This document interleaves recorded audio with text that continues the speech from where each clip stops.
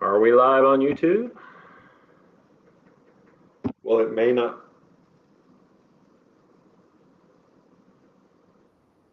Here we go. We are live.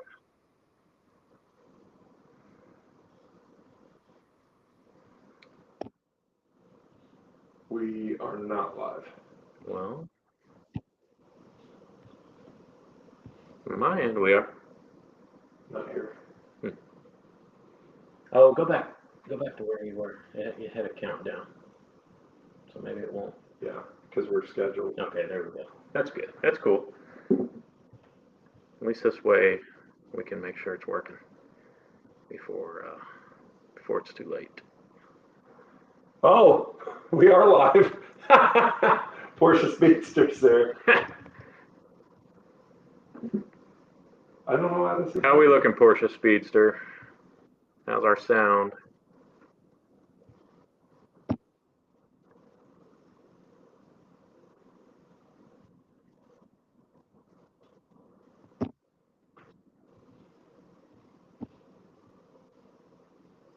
You are Lima, Charlie. What's that mean? Live. Oh, live. Live show. Okay, so Porsche Speedster says you sounded great. Oh my gosh, Bear with us. working. Bear with us for a couple minutes, guys, until we get to 7 o'clock. I just wanted to make sure that this was going to work before it was too late. So yeah, we'll go live. Welcome to the I don't know, the pre-party party. Welcome to it. So we've got Purgatory. Yeah, we've got a lot of fun and exciting things planned tonight. No, it's going to be a good time. We appreciate you guys being here. We're going to obviously do, apparently Glenn sprung this on me, that we are doing an 8-bottle blind, a tournament, as it were. And You got me another one. I take care of it. So we're going to have a lot of fun. We're going to drink. These are all bourbons and whiskeys that we have had this year and enjoyed and rated over an 8. Over an 8. And yes. we're going to recap all of these things. And also, since you guys are here early, we're giving away a bottle tonight. We're giving away a bottle of Sazerac Rye, 1.75 liter. That's what we're giving away. So yeah, and these aren't all the bourbons that we rated over an 8, but they are some that I had available at my house. So there were a couple here. I would love to know how they're in, and I And can. you're not. And I can. Have you looked on it? Yeah. Huh. It's very interesting. Interesting. Because I got nothing, so I'm hoping that Can you? it's very, very interesting. Because if I Refresh.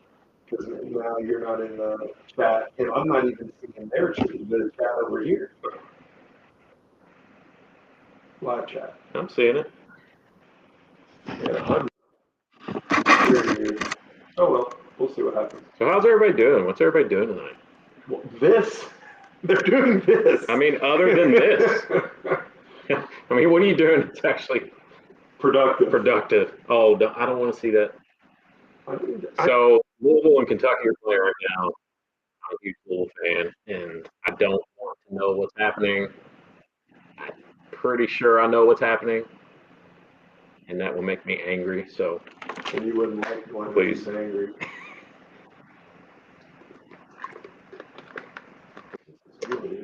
All right, we have 2 minutes. 2 minutes until go time.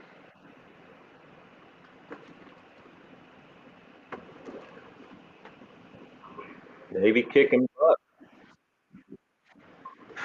Oh, there it is. Now it's live show. Go Navy.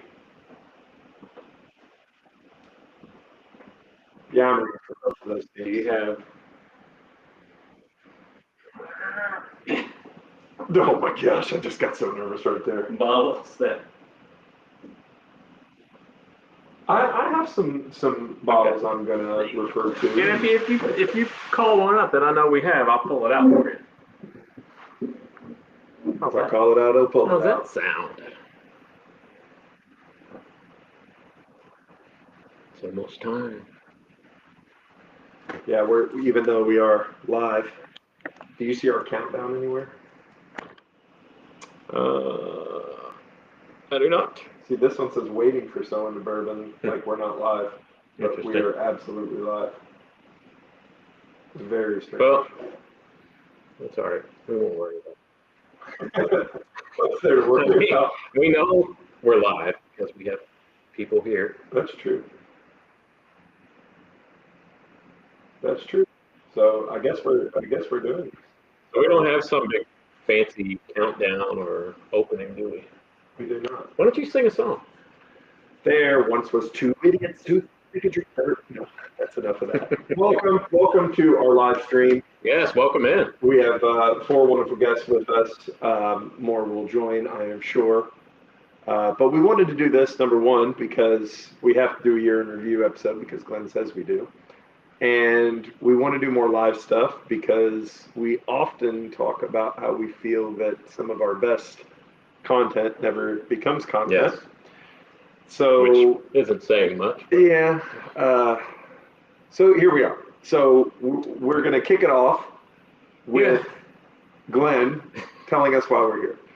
So, as the name implies, this is our 2024 year in review episode. We're going to talk about some of the favorite whiskeys we've drank this year. We're going to talk about just some of the favorite experiences we've had, whether it's distillery tours or meeting different people, and just kind of go through our year in review. And as you can see, as we have lined up on the bar here, we have 8 different whiskeys, and I'm saying whiskeys because they could be bourbons, they could be rye, hell, they could be single malt. You don't know. They could be a wheat whiskey. And these are all things that, in our sophisticated rating system, we have are ranked very scientific. Very scientific. Everybody says that. Have ranked over an 8 this year. Yes, all of these have ranked over an 8. I had my wife set this blind up, so everything's numbered 1 through 8. What we're going to do, and we're not going to do this all at once, right? Because we don't want to pass out drunk. Speak for yourself. Yeah, so we're going to do it throughout the evening while we talk. So let's get things kicked off. I could use a cocktail. So we're just going to call out 2 numbers, 1 through 8. Yeah. All right. You want to kick it off? Yeah, let's do 1 versus 8. 1 versus 8. 1 versus 8. This is 1. This is 8. Okay. And and all we're determining is which one we like better. Yes, we're going to take 1 sip. 1 sip. Everybody knows the rules, and then we bring the loser comes down. And the winner stays up. That's right. Okay, so here we go. I'm going to go number 1 first. Yep. Here we go. Little sips, little tastings, very scientific.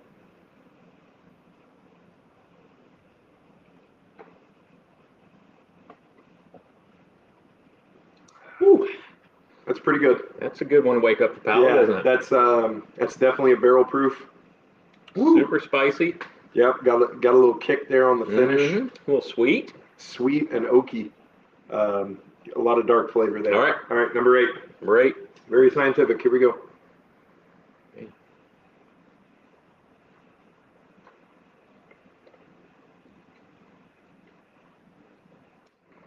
Whoa. Yeah, I'm going to leave number 8 up there.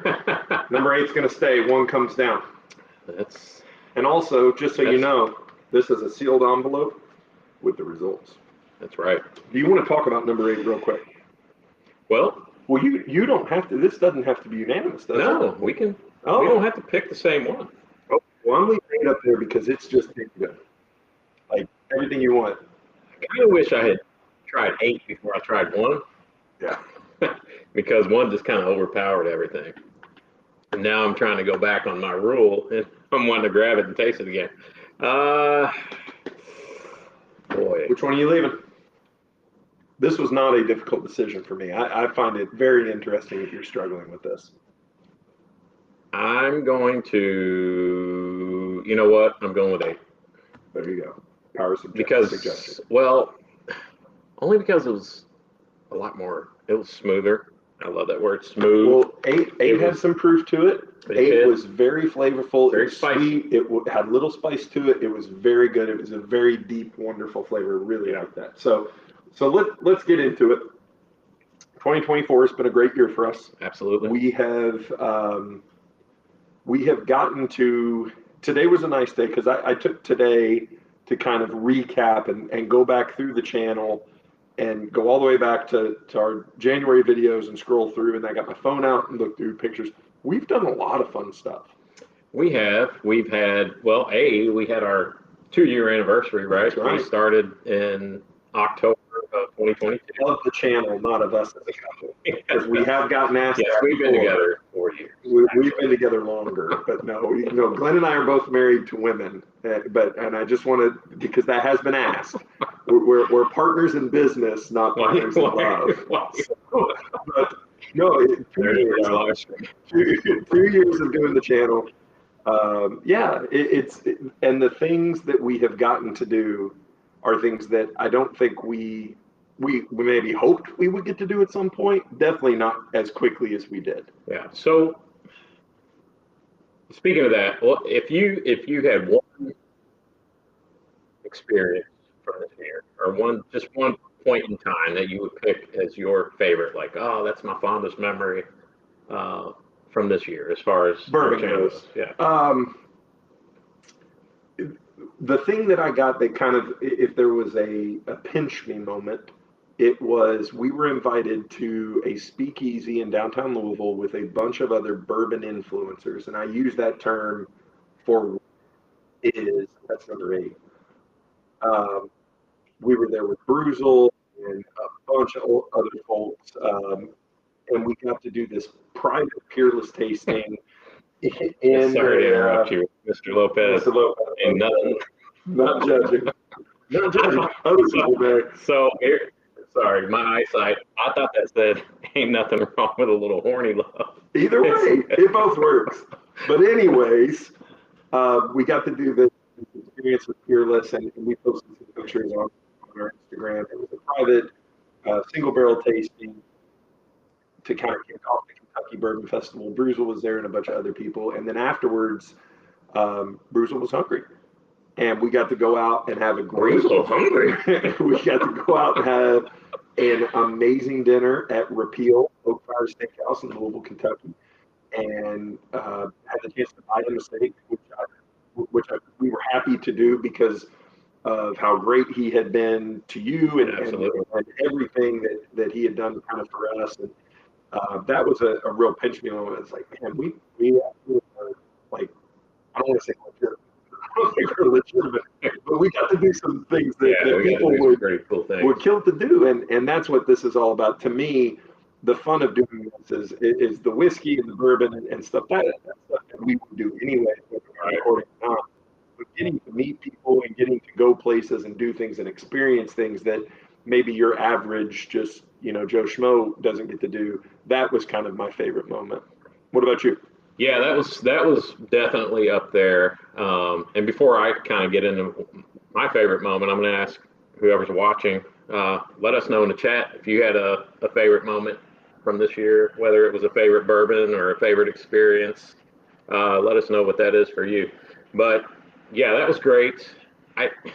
It's hard to top being able to do a barrel pick at Peerless, not only because it was Peerless and it was with TJ, which was cool, but it was because it was my first barrel pick. So, I've always wanted to. Charlie missed that day, but I've always wanted to do a barrel pick. Yeah, and I'd never been able to do one before, and it just worked out by happenstance that I was able to do that at maybe my favorite distillery. Yeah. So that was really cool. Yeah, that was awesome.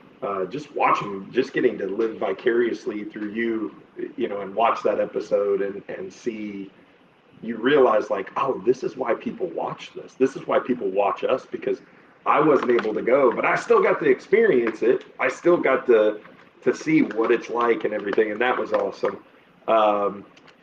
Let's drink one more, and then we'll go into some others. So we did 1 versus 8. Let's do 2 versus 7. And we just keep going down. No? Okay. Yeah. No. That'll make it easy. We're going in. So yeah, are you going 2 first? Yeah. I'm going to go 2 first. Here we go. And if you just tuned in, we're doing a tournament. We got eight sample bottles. We're narrowing them down to 1 each, and we're going to see who wins. These are all bottles that we've rated at 8 or higher. So here's number 2.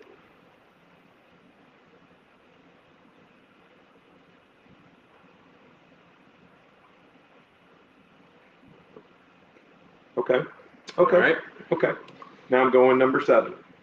And we're only going to, just for the sake of time, we're only going to tell you what the winner of each category tastes like.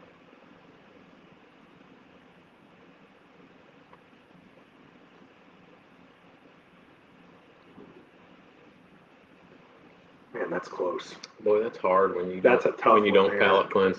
I'm going with number 2. I'm going to go 7. All right. I think I'm going 7 on that one. I like 7 a little better than 2. I'm dropping 2 down. So, all right. So we got 2 winners there. I am going to palate cleanse now. Yeah. So let's talk. Mr. Lopez says he loved when he won the decanter from us. Oh, yeah, yes. that's cool. I forgot about that. Absolutely. Hopefully you're enjoying that. We're giving away a big bottle of Sazerac. That's right. We've got a bottle of Sazerac Rye. We're going to give that away here pretty soon. We're going to figure out how. Yeah, we got to figure out how to. Oh, I'm just going to do it in true so in the bourbon fashion. Well, it's got to be someone who's participated in the chat. Yeah, absolutely. Mr. Lopez also says he really liked the old flagship decanter and he really wanted it. Yes. That we're going to talk about that one. Yeah. Old Ironside. So yeah.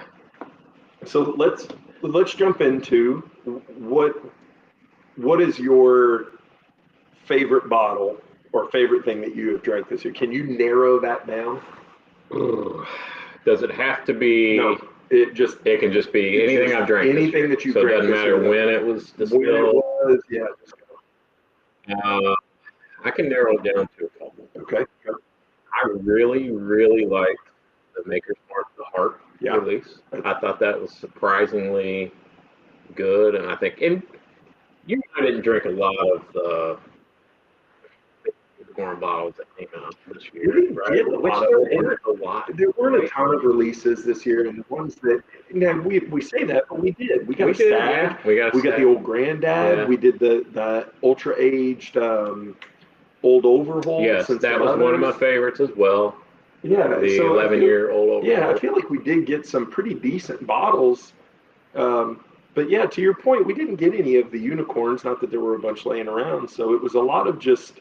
Mm-hmm. Not shelfers, but just that bottle sitting right there was pretty damn good too. Glenn is pointing to the Bardstown Bourbon Company Silver Oak collaboration. Yes, the Cabernet finish. This was a really good bottle as well. Yeah, I was thinking, and I asked you that question really to tee myself up. My talking point is that. In recapping, I felt like it was easier last year to go through and run through bottles. This year was more about experiences to me, and I feel like we drank a lot of really good stuff. Right. But there wasn't anything that you were just like, the best thing I've ever drank. And with the exception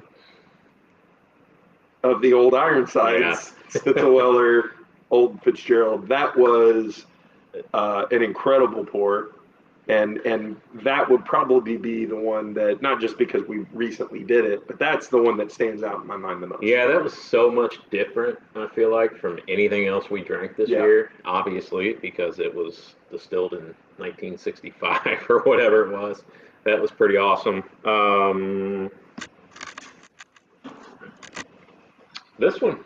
This Pursuit Series, episode 63. You forgot about that. Hello, darkness. Hello, darkness. My old friend. That is I did forget about that one.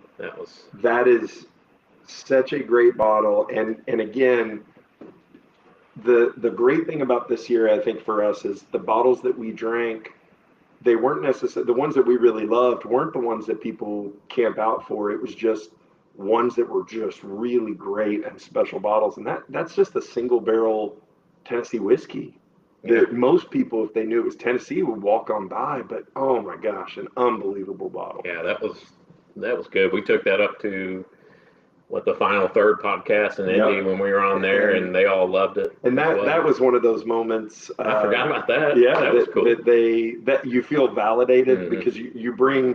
It's always one of those things. It's like watching a movie, your favorite movie with somebody. Like, what if they don't like it or say you're weird? When we brought those bottles, like, hey, these are bottles we think are great. And when they drink that one, they're like, Yeah. Yeah. You're right. You always have that fear, like, Yeah.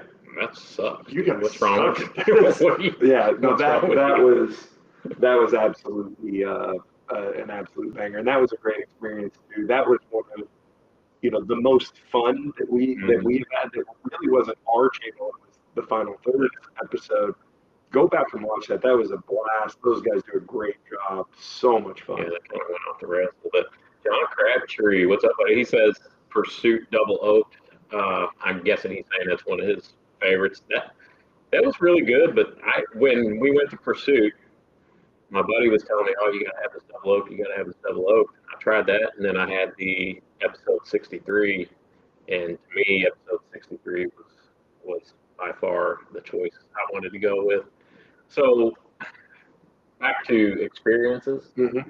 the Kentucky Bourbon Fest. I mean, Oh yeah. to me, that's probably number one, just because it was. We got press passes. We got to run around there and covered and talk to master distillers. I got to interview a rock band, which was pretty cool. Yep.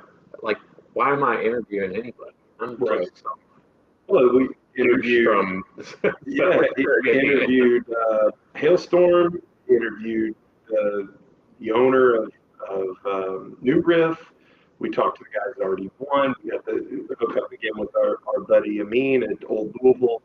The Whiskey Fest was or the Bourbon Festival was a great time, and getting a lot of good connections. a lot of good connections and press passes, and it again, it put things into perspective. There was a lot of great bourbon and a lot of people standing in line trying to get those unicorn bottles, which I get, but the thing that I think that a lot of people miss there is the chance to just have a sip and a pour and talk to some people. Yeah.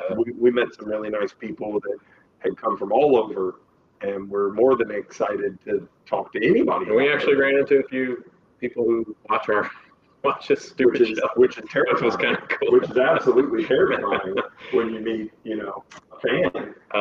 In the chat, poor Speedster says your White Dog short video. Oh, did we do?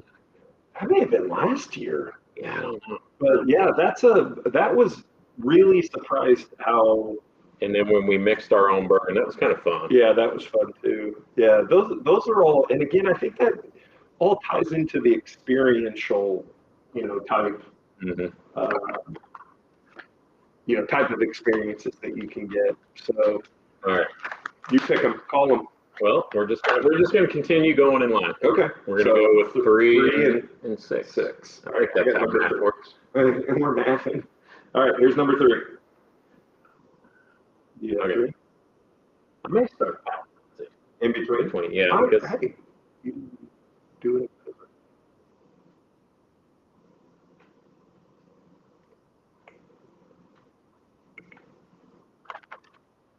I feel like I don't even need to drink 6. I don't know. Well, 3 is interesting. It is interesting, isn't it? Very interesting. Yeah, this is 6. Sorry about the dead air we're drinking. Well, man, I don't want to get rid of either one of those. But boy, those are both really good. They're really oaky. I feel like one of those maybe a rye has some high rye content. I feel both of them have a high rye content. I think I'm going with 3. No more. Yeah, I think I agree with you. I think the 6 is really oaky. All of that fun flavor dissipates really quickly. I'm going to go with 3. I thought 3 was pretty complex and pretty delicious there. So we're getting into the next round, which is good. What was, I know you and I, we did a lot of distilleries this year, but it just worked out that we did them apart. Yeah. We have yet to do a distillery tour, with the exception of Old Louisville Whiskey Company. We have never been to a distillery, and Starlight, which we haven't done a tour, but we went up there. Which hopefully in 2025 we'll have a lot more of that type of content. This is the thing when you have full-time jobs and schedules and families and kids and all that fun stuff that it's often difficult to get together. But what were some of your favorite distilleries that you went to? So, Hard Truth obviously was great. Jim there, Hard Truth really showed us a good time. Neely family was kind of a. So me and my wife went to New Riff, and then we stopped just on a spur of the moment. We went to Neely family on our way back, and that was one of those times where I don't know, maybe I've had a little bit to drink, and the experience at the time just seemed so much better than maybe what it really was. I don't know, but it was a great experience. It was fun. The funny thing about the Neely is how well received that video was for just, and let's just call it this, it's a little hole in the wall distillery right off the highway. But everyone that we talked to that has ever been there is like best place ever and had an experience very similar to yours. So, for me, I think I have two that really stand out. I got the opportunity to go to Castle and Key and do their tour, which was, just a quick walking tour. It's 30 minutes, but to be there and to see the history and to really, it sounds weird, like to walk where old Colonel Taylor walked and see his vision and that he had that vision in the late 1800s to be like, this is how it's going to be, guys. He was just 120 years too late. Yeah. But that place is great. And when you partner that with the Castle and Key weeded that we got. I was going to bring that up. We didn't really plan the episode out like, oh, we're going to do categories, the best this, the best that. But that was one of those surprise bottles to me this year that you just didn't see coming. And I thought, that's really good. Yeah, and I think there had been, and people jumped into those comments really quick, Castle and Key really polarizing because their early releases maybe weren't the best received. And then they have a shakeup with their master distiller and all that goes into that. And I'm not going to comment on it. I think people feel a certain sort of way about it. But for them to release that, a 7-year age-stated weeded bourbon that tastes as good as it does for an MSRP of $70 at the distillery, not with markup. It's a great bottle. And I think people were hungry for that place to put out some really good juice, and they did. So that was hopefully that's a sign of things to come for them. Yeah. That's another place we're supposed to get to soon. Let's see. Let's go back to the chat here. Charles says, "Cheers, Sona Bourbon." Cheers to you, Charles. Thanks for tuning in. For Speedster, before he forgets, a big thank you guys for all the content this year. You guys rock. Thank you. Thank you for watching and participating. Sometimes we do this, and listen, we enjoy doing this. I mean, it's not like it's work, but sometimes, I mean, there is a lot of work that goes in behind the scenes on it, but sometimes you feel like, you see some of the other channels who have 80, 100,000 views on every video, and it kind of makes you feel like, oh gosh, we suck. But we do suck.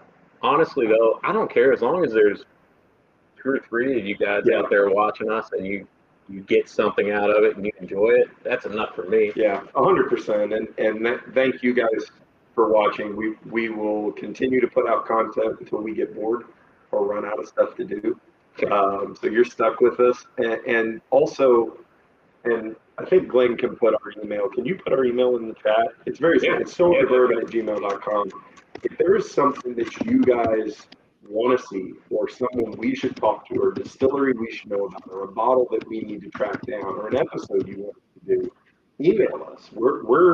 We are open to suggestion. If you have comments, concerns, complaints, email us. Maybe not complaints. Oh, I want your complaints. I do enjoy the complaints. Oh, that's what we should have done. We should have picked our favorite negative comments. Yes, dang it. We could probably Don't forget to smash that like button, folks. Absolutely. Before, I just want to kind of let you know what we're going to do here shortly too. We're going to shoot 2 episodes tonight. That's right. Live. We're going to cut up and make regular episodes, but we're going to do the Jim Beam Winter Reserve And So we've got a True Story Winter Reserve, finished bourbon. which is very interesting. This is an interesting bottle. I'm really excited for both of these, and Glenn picked these up at Total Wine with Yeah, that's, gift I didn't cards. realize that. That's a toasted finish in 2 toasted barrels. Yeah, and 6 years old. with an age statement. And then this is a very interesting offering from the Hendersons of, Angel's Envy. So excited to get into these, but we're gonna keep on moving here. Roger And- Randall has a question. Yes, Roger. Have either of us been to Bardstown Bourbon Company? I have not. Oh, you have? Nope. Okay. I have. Glenn has. I would love to go because I've seen pictures and heard nothing but amazing things, and everybody says we should go. So it is on the list of places, and that's one of the things. We're in southern Indiana, very southern Indiana. We're pretty close to all those things, and it's just about getting the time and getting down there. Yeah. What's cool about Bardstown Bourbon is you're in Bardstown. You can go to a lot of different distilleries in the area and see all the history and how, like Willet right down the road, which I love that place. But then you go to Bardstown and everything's new and modern. So it's just kind of a juxtaposition, between the old and the new. Yeah. But guess what? It's all great bourbon still, right?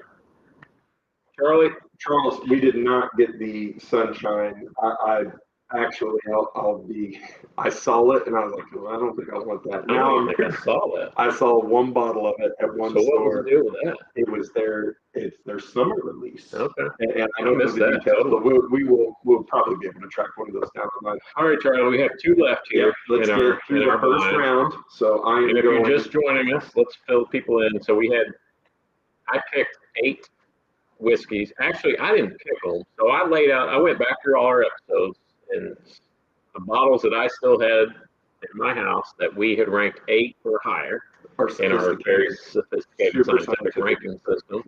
I told my wife, hey, go in there, number them, pick out 8, number them, give me the key in an envelope. So when we get through this, we'll know what we picked. But we're picking out 2 at a time, taking a sip of each one, whichever one you got to pick one, but one sip, we move it on, one pull the other one back. So, All right, so that's what we're doing. So now we're on to 4 versus 5. 4 Here we versus go. 5.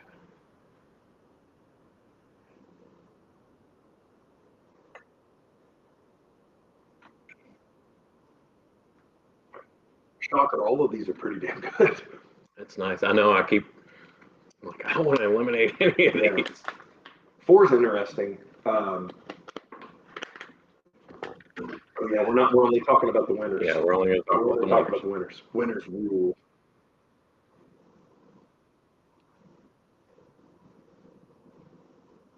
Good old fudge. Oh, I know what that is. 5. 5. I know what 5 is. Yeah. And that's going to be rough for those other ones. All right. You think you know what 5 is? I know. Okay. Well, before we look at the key, whether 5 is I'll in look it the up. top 2 or not, I'm gonna holler it out. so Yeah. So there we go. There's our down our final 4. down the floor. Now I want to back to distilleries and Yeah. experiences. Besides Castle and Key, my other favorite place that I went was Brush Creek Distillery Here we go. in Saratoga, Wyoming. How many times has Charlie given me a hard time this year about going places without him? Awesome place. Railroad Rye. I had some of that last night. If you haven't watched our Railroad Rye, and I know that was last year's episode, but I had that again last night. I haven't had it in a while. Good Lord, is that a great bottle. And I happen to know Railroad Rye 2, the second release, batch 2, boxcar 2 is coming. I also know that we should be getting the care package from the good folks at Brush Creek Ranch can't wait at for some that. point. But just being there, and they have some great stuff going, and it's awesome because you can be in the middle of Saratoga, Wyoming, where there is nothing, and there are these people there that are diligently and fervently trying to expand the craft in Wyoming, and that makes me happy because we need more of that. Because you listen to the news and all the talking heads, we're heading toward a bourbon glut, right? So, Yeah, I was in Meyer the other day, and there were a lot of clearance bottles. oh yeah. And speaking of one of the bottles that that we did an episode on earlier this year, the old Granddad 16, which seemed to be a little controversial. There's a lot of these bottles still hanging around. And it's interesting. So our episode that we did on that was titled, Whiskey Tube has this one wrong. And we took a lot of, got into a verbal argument with a gentleman who's like, this is clickbait, y'all, blah, blah, blah. I'm like, dude. Well, you got it. Well, listen, was it clickbaity? I guess so. Yes, it was a little bit. But it wasn't a lie. They got it wrong. They did get it wrong. I don't understand. This is a 16-year aged product from a heritage distillery. That there aren't a lot of it. It's apparently a one-time release. How much should it be, guys? Right. I mean, crap. Like, what are we talking about? Yes, it's $200. How much? Which you can get it for about $150 now. In a lot of places. Which you're a buyer at 150, guys. I'm here to tell you that's a pretty damn good bottle. So, all right, yeah. Are we on to Final Four now? Well, yeah. Why not? Those mics are even connected. Those mics even sounds like a hallway. Really? Okay. Well, that's good to know. Does anyone else have that? Testing. Does anyone else have that issue with your mics? Are we not reading well, or does AB just have bad speakers? No, hey. No, I'm just next to let us know. Glenn's doing something technical now. I'm not doing anything. Okay. I'm just pretending. Get old Granddad out of there. Oh, by the way, a little whiskey trivia. Does anybody in the chat know who old Granddad is on the front of the old label there? Anybody know whose picture that is on the front of the old Granddad label? He's not on the 16. Come on, Charlie. It's too easy for our. Come on. Let's just see if anybody gets it. If somebody gives it, maybe I'll give something away. Is anyone else having trouble with the audio? Let us know, please. All right, let's get down to business. Charlie seems off. Maybe it's because I'm not talking. Yeah, you got to talk directly into that. Directly. Yeah, kiss it. Get your lips up to it. But Charlie always seems off, to be honest. Gandy Road, what's up, baby? Winner, Gandy. You got it. Chicken dinner. Gandy, send us an email. You just won a beautiful mason jar from Hard Truth Distillery. Just what you wanted. So I'm sure Gandy you jumping up and down right now. Gandy's like, I'm not emailing them. I don't want that. But we got to give stuff away, man. We have your address, Ron. You can't get away from it. Oh, yeah. You're getting it whether you like it or not, brother. This jar is coming to you. All right, here we go. What are we doing now? Well, we've got our Final Four. Let's do it. Let's go two. Well, what are these? Let's go 3 against 8. 3 against 8. Very simple. 3 against 8. Sorry, I'm not speaking directly into the microphone. I'm going 8 first. All right. Oh, almost spoke.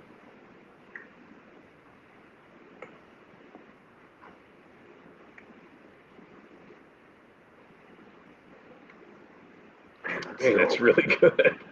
That's so really good. A little palate cleanse.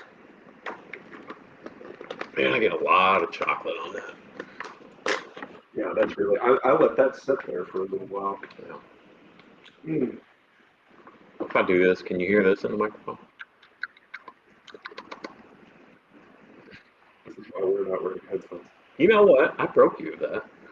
Oh yeah, I got shamed out of my. I completely broke you of that. I got shamed out of my Kentucky Chew. That's one of my favorite moments of this year is breaking Charlie of his. Maybe that was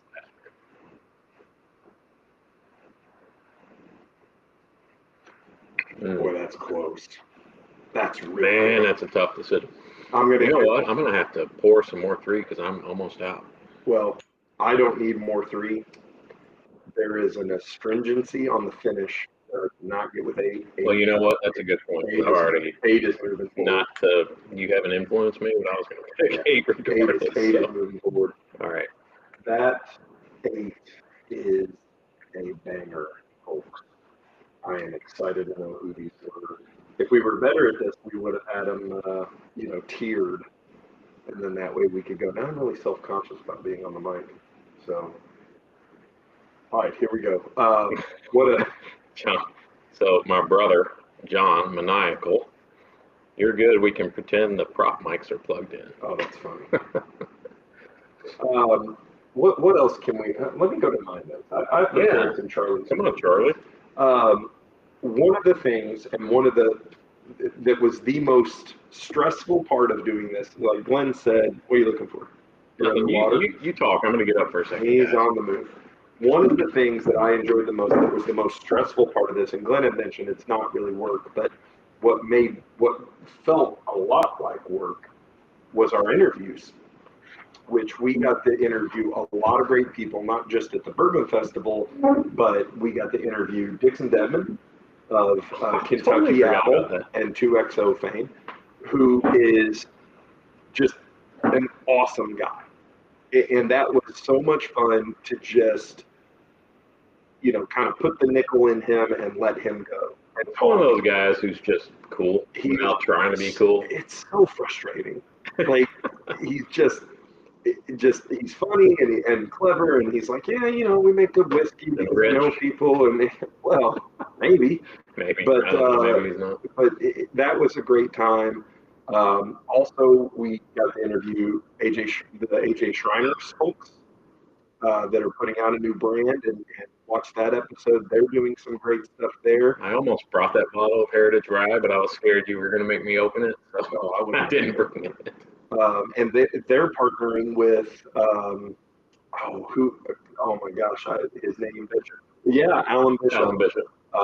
Which gives me so much hope, that kind of pre-prohibition style, which I'm a huge fan of. Again, furthering whiskey and keeping things moving forward. And then the others were Mark Mead, the author. Yeah, The Bourbon Journey. The Bourbon Journey, the book. At the Fraser Museum.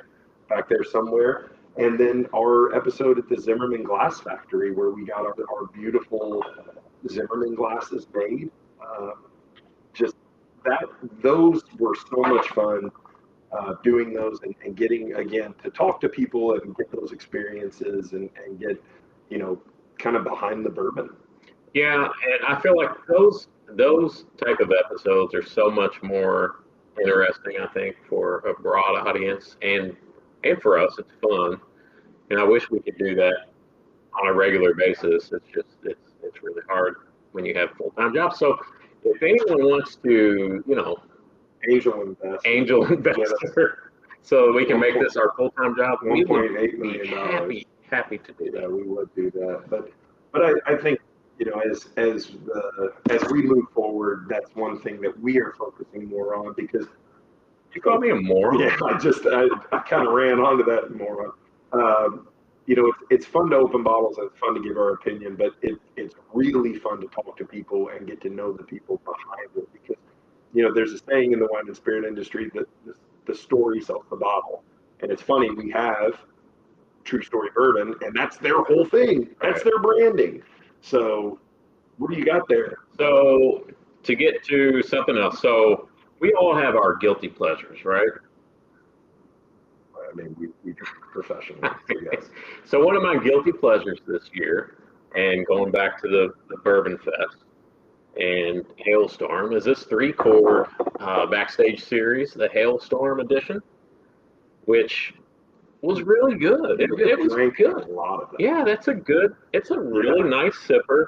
Now listen, it's not the greatest bourbon you're ever going to drink, but I think it was $50. It was either $49.99 or $59.99, and it's got a really nice cherry note to it. It's really sippable, and I thought that maybe when I tried it there at the Bourbon Fest, and I got to interview Hailstorm and all that stuff, and she was clearly in love with me, and I thought maybe just those vibes made me feel like I like this, but no, it's really good. I really liked it. I have my guilty pleasure bottle was probably this one, and I didn't know you were going to pull that one out. This one just happens to be this Three Floyds. That was good.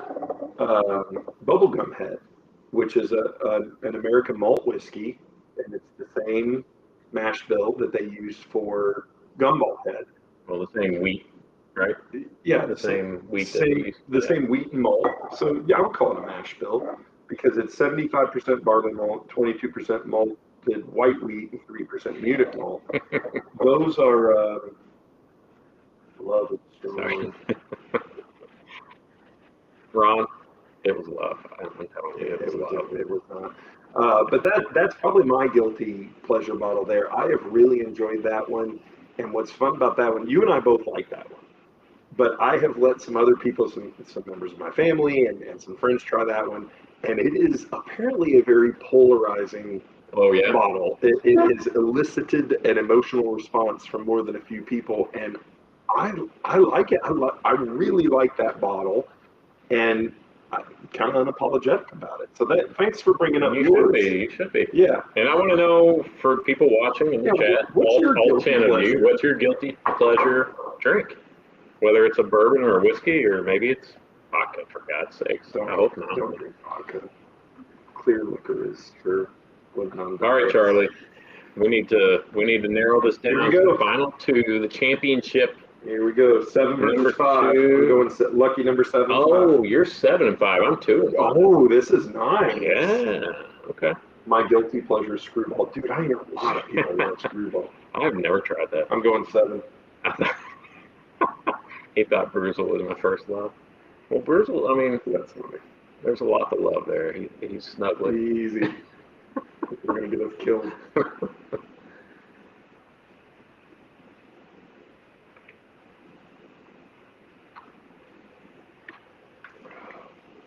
That 7's still pretty good. Man, 2's pretty good. I feel like So are you 2 and 7 or 5 and 2? I'm 2 and 5. Okay. You're so 2 and 7? I'm 2 and 7. Okay. So I'm So going this to will be 5 interesting. because we're going to have varying. It's very possible. Oh, I know what 5 is. I almost don't need You to think drink you know this. what it is. Oh, I know what 5 is. Son. Yeah, let's see. I know what 5 is, old son.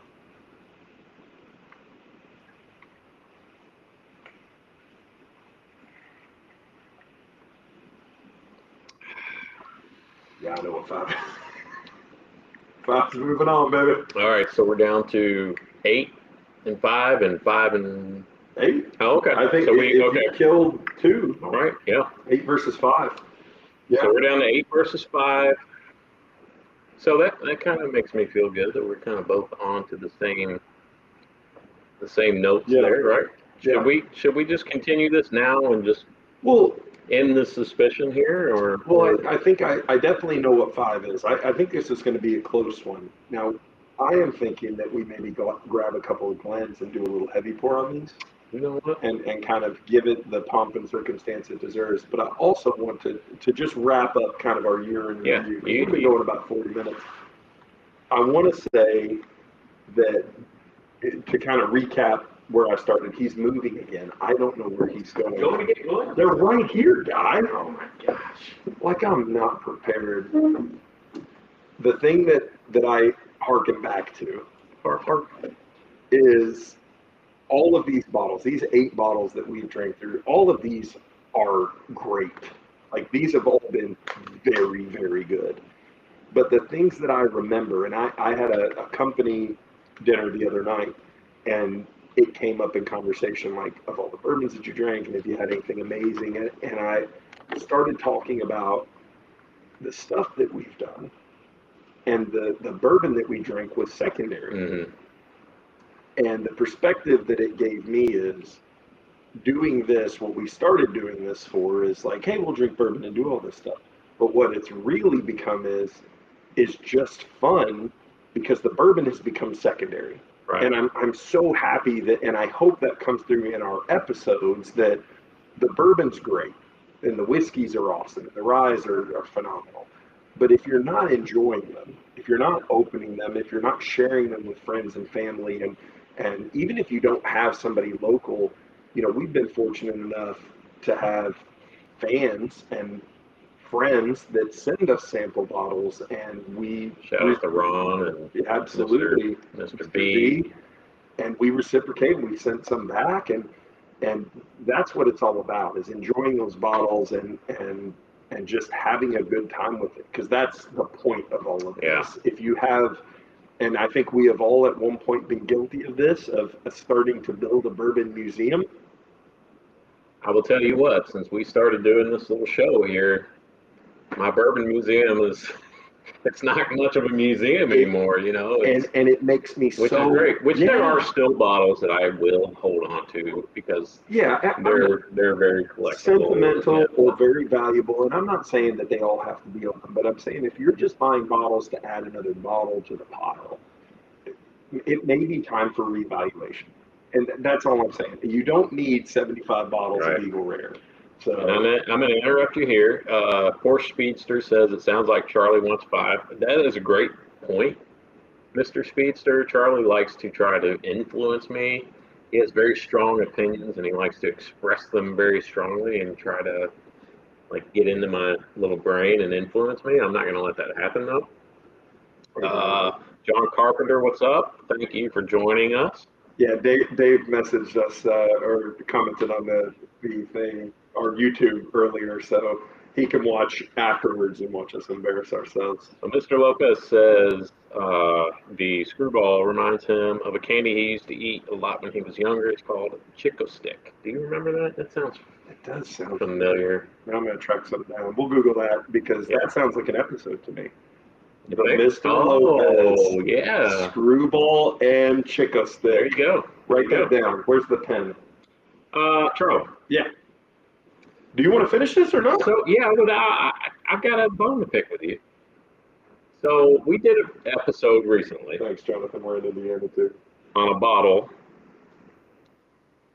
that you said at the time I could drink only this for the rest of my life. Russell's Reserve. And you haven't mentioned it 15 years. yet. We've been talking about our favorite bottles of the year. You haven't mentioned it.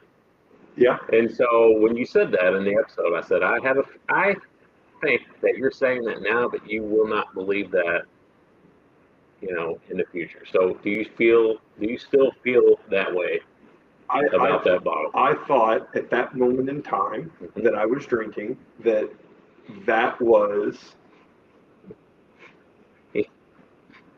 what? When you said I thought at that moment in time, there are things that we say at certain moments in time that we wish we could take. No, back. I am not taking that back. I am telling you that I'm not. You know what? I'm not going to go there. I'm not. I could like just brutal takedown right now. No, I do think that Russell's 15 was, and I don't want to say perfect because nothing is perfect. It was at that time when I was drinking it and enjoying it, I couldn't find any fault in it.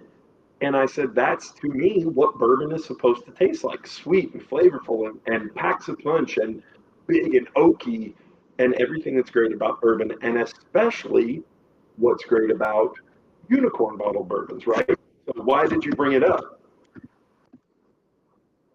Are you asking? You brought it up. Just because I thought it was interesting that you hadn't mentioned it. We're, how many minutes in? 40, 50 minutes in? 50 minutes and you in. hadn't mentioned it. That's true. But I will agree, that was probably one of the better, that was one of the best bottles we drank this year. But that's my point is, that bottle was great, and I really enjoyed that bottle. Just like the Old Ironside was great, and I really enjoyed that.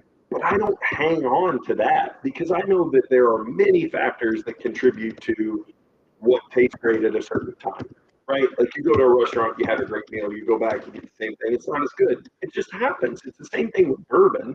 So this doesn't happen in a vacuum. Yeah.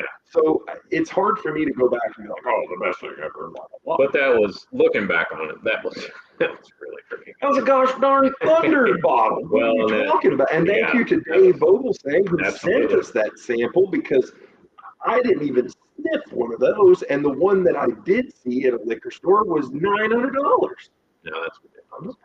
Now should we finish this? Let's finish. Okay. Finish the match.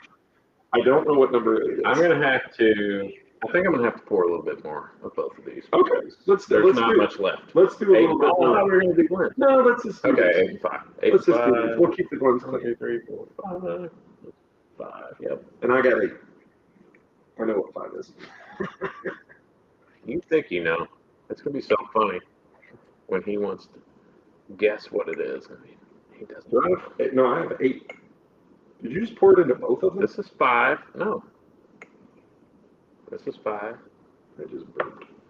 Oops. There's 8. I kind of heavy poured that one. Nice. Good job. Shit, I can't see. Oh, that's good.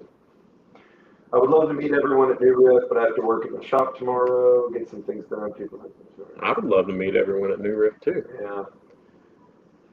All right, let's do this. Andy says Russell's Reserve 15, best pour all the way through I've had this year. Thank you, Gandy. I can't argue. I can't argue with it. Where's 5? Do I Now get the any George more T. 5? Stag was pretty freaking good. Do I get any more I handed it to you. If you didn't pour enough of it, I don't know what to tell you. I didn't get any of the 5. Well, get it. That's 8. This is going off. I think the Charlie. rails. Charlie.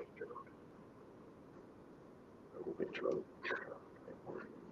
That's what my sponsor says. No, seriously, if you have trouble with alcohol, make sure you get professional help. All All right. right, here we go. I'm going 8 first because I know what 5 is. You're going 8 first. Okay, so am I.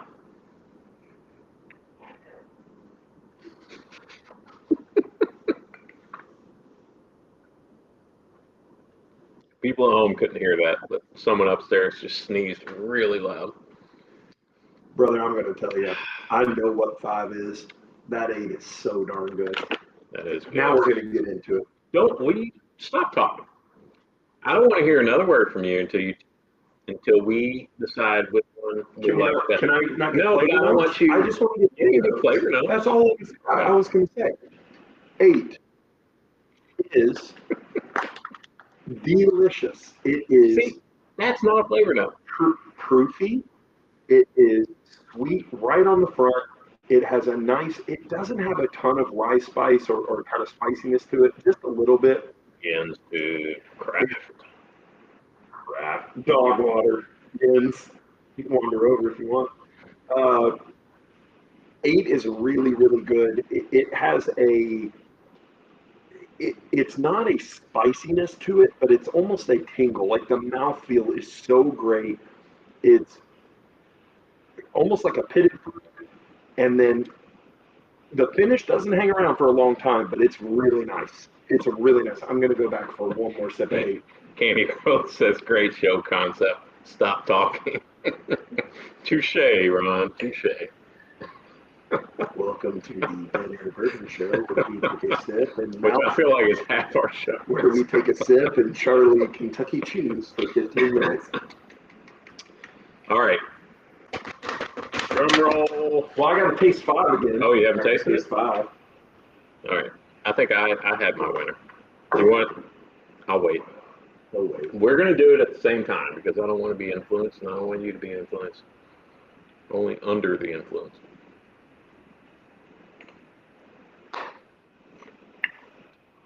All right. Okay. So here's what I will say about both of these. They are both phenomenal. 5 is very clearly the New Riff malted whiskey. Single malt? Single malt. It is like drinking a chocolate malted, like a Whopper. It is so darn good, but it is not a bourbon. It is just a different thing. It is like a Scotch and almost a flavored whiskey. It is so chocolatey and delicious, and I love it.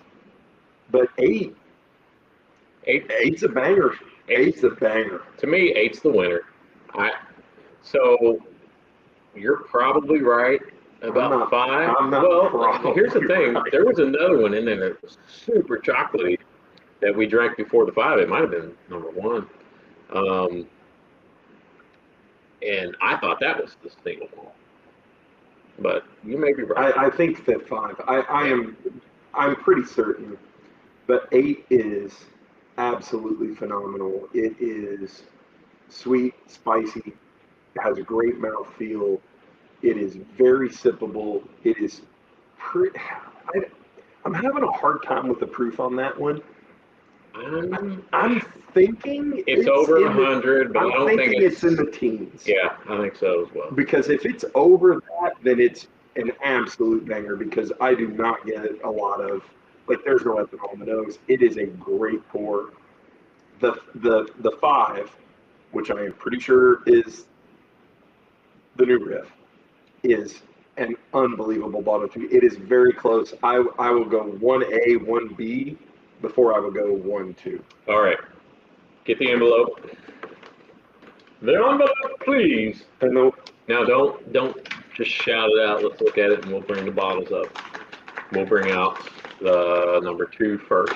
and the Oscar, Not number 2, but the second. and the place Oscar does finisher. too. I'm going to make you do it because you don't have your glasses on. Contacts. Oh, Okay. So number 5. Charlie called it. The new Riff Single Malt. ladies and gentlemen watching at home, That's an upset. if you That's a huge upset. if you do not have this bottle, go get it. I think it was. Is this $50? Is it $50 or $60? 60. This is a phenomenal bottle. It is so darn good. It is a single malt, cask strength, 113.8 proof, and it is at least 7 years old. Ladies and gentlemen, proof that God loves us. So that's number 2. Number 1. This is the only bottle of the 8 that I did not bring with us because I ran out of room It is. in my car. Do you want to go ahead and And say not it? my car. Go ahead and say it. This is the Booker Springfield batch. Booker's Springfield. Booker batch. Spring. That's a shocker. That is a shocker, but not really, because Booker's is always a freaking great pour. When is it not? It is, but I feel like it's Shut up, Jens. underappreciated. And I forgot about that bottle. I I totally forgot that we rated that bottle so high until I started going back and looking through the episodes. And I was like, 100%. oh, I forgot about that. 100%. I am so here. Here's You know some- what's funny? So I ran out. I brought 2 boxes with me, and I ran out. They hold 6 a piece, right? And I thought the Booker's isn't going to win. It's no big deal. I can leave it at home. And here we go. So let's see what else we had here. some of the other bottles included. So number 6 was the old Granddad 16 year, which we I already don't pulled that think one out. that even got out of the first round, honestly. I don't know. We should have. We don't have the time, If and we were better at this. we should have So kind of ranked them all. here's what went down. 6 was Old Granddad 16. 2 was Peerless Toasted. Which one, like Whiskey whiskey, of the Year. best whiskey of the year? Yep. 4 was Maker's Mark the Heart. 1 was Pursuit, episode 63, Hello Darkness, which I'm really surprised. I'm really surprised I didn't pick that one. 7 was Old Overholt 11, and 3 was Peerless Double Oak Dry. Those are all absolute banger bottles. Yes, they and, are. and I said that before. Like, I think this was more about matchup of who you were against I and think so, flavor too. profiles than if we would have done it in reverse order. And now I would have picked 5 out of those. Because And it it's wasn't- just so good. I don't know. It wasn't fair because we just kind of randomly put things up against each other. Well, but hey, that's we the way didn't- you're supposed to do it. That's how It's blinds what work. tastes best. And one of the things with Booker's that I've noticed is, and it's kind of sad, Booker's used to be, and not to go down memory lane of, oh, it used to be. I saw a Booker's in a box store, like not an independent liquor store, but like a retail establishment, and it was marked up. They're like $149 now. Yeah. And That's that's ridiculous. That's brutal, and But that's just a killer. And Maybe it's not ridiculous. No. There's some bottles in here that were $200. So Yeah. maybe it's not ridiculous. I get it. I understand the bourbon economy, but Against Tube says, really surprised Fearless did. I am surprised too because, those are good bottles. yeah, great Yeah. bottles. And we're Fearless Honks. Everybody knows that. Craft. 2 things before we get into let's do some live episodes. Thank you to your wife for Yes. doing this, and Shout out to Big D. And I want to thank our wives for putting up with us. They're never going to see this because they don't watch us. Because nobody watches us. But thank you to our wives. It's called going nobody. And we appreciate your support, and they are very supportive when we come home with new bottles, and we're like, but baby, it's for content. Yeah. So thanks to my wife for driving my butt over here tonight and thank you to picking me up after her bedtime. Thank you. Just so you all know, I don't drive home after we do our shows. Not since the accident. No, I'm joking. We're going to let you vote on which episode we do next. Do you all want to see us do the Jim Beam winter? Can you move the sweetness? Yes, I can. I love this bottle. I'm not surprised. I mean, I am kind of surprised, but I'm not surprised that it came in second. What do you guys want to see us drink? Do you want to see us drink the Jim Beam Winter's Reserve? What I'm really surprised about is my love, my Maker's Mark, the heart, didn't finish in the top two. Where'd my 8 go? Oh, there it is. Okay. We're gonna let you guys dead vote. air. And there is a little dead air. There's a delay. So you guys vote. We'll see what you guys want to do, and then we'll do it. That's how it works. Because we're here for you. You know what?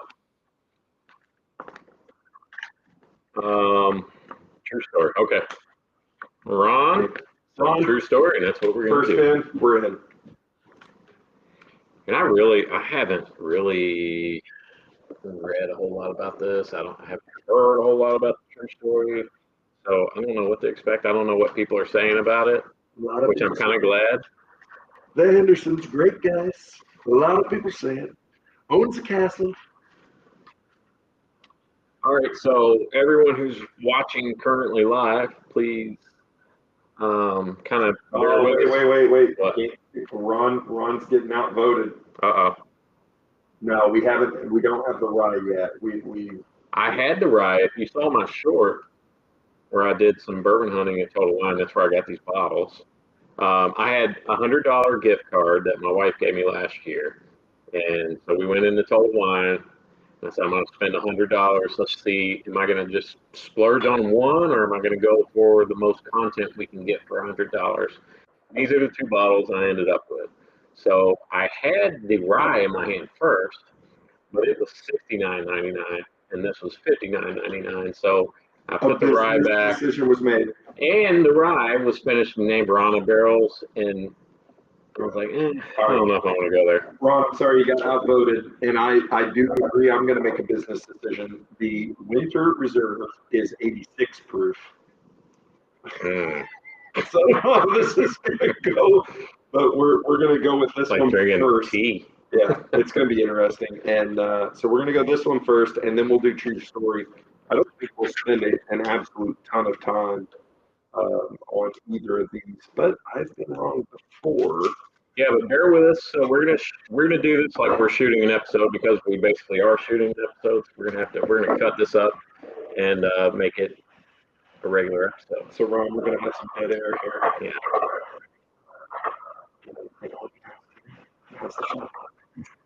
Looks great. Now normally I'd be like, oh, it's not cinnamon. It's not. All right, here we go. Are we ready? Let's do the intro. Ready? 3, 2, 1. All right, Charlie. So tonight, tell good people what we have on the bar. Tonight we have a wonderful offering from the Jim Beam Distillery Winter Reserve. See, cut, action. See, this is what we go through. This is how we get this. Yeah. Except usually somebody says something and try it again. 1, 2, 3. Here we go. All right, Charlie. Why don't you tell the good people what we have on the bar tonight? Tonight we have a wonderful offering from the folks at Jim Beam Distillery. It's their Winter Reserve. Intro. And then I usually make fun of Glenn for buying crap bourbon. It's a screw top. Ridiculous. I just want to point out the fact that 8 of the top 8 whiskeys, 8 of the top 8 whiskeys that scored 8 or higher, whose house did they come from? It's because who bought good whiskey this year and who didn't? We had some 8s at my house. But Charlie drinks them all. So at the beginning of the year, I told Charlie, Charlie, make sure you don't kill these bottles.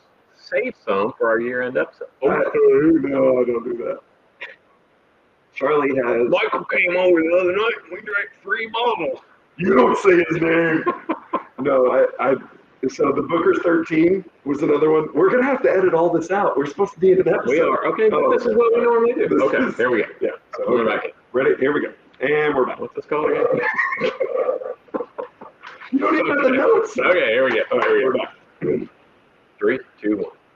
Okay, Charlie, Jim Beam Winter Reserve. This is an 86 proof whiskey. It's a limited release from Jim Beam. It's their 77 1310 mash bill. Ew. No, 6 years old. 6 Yeah. years old. $23.99. So everything about this sounds great except for the 86 proof. You have me at the mash bill. You have me at the price, an age statement. It's what is this? Double toast? Is it? So evidently it's finished in two toasted barrels.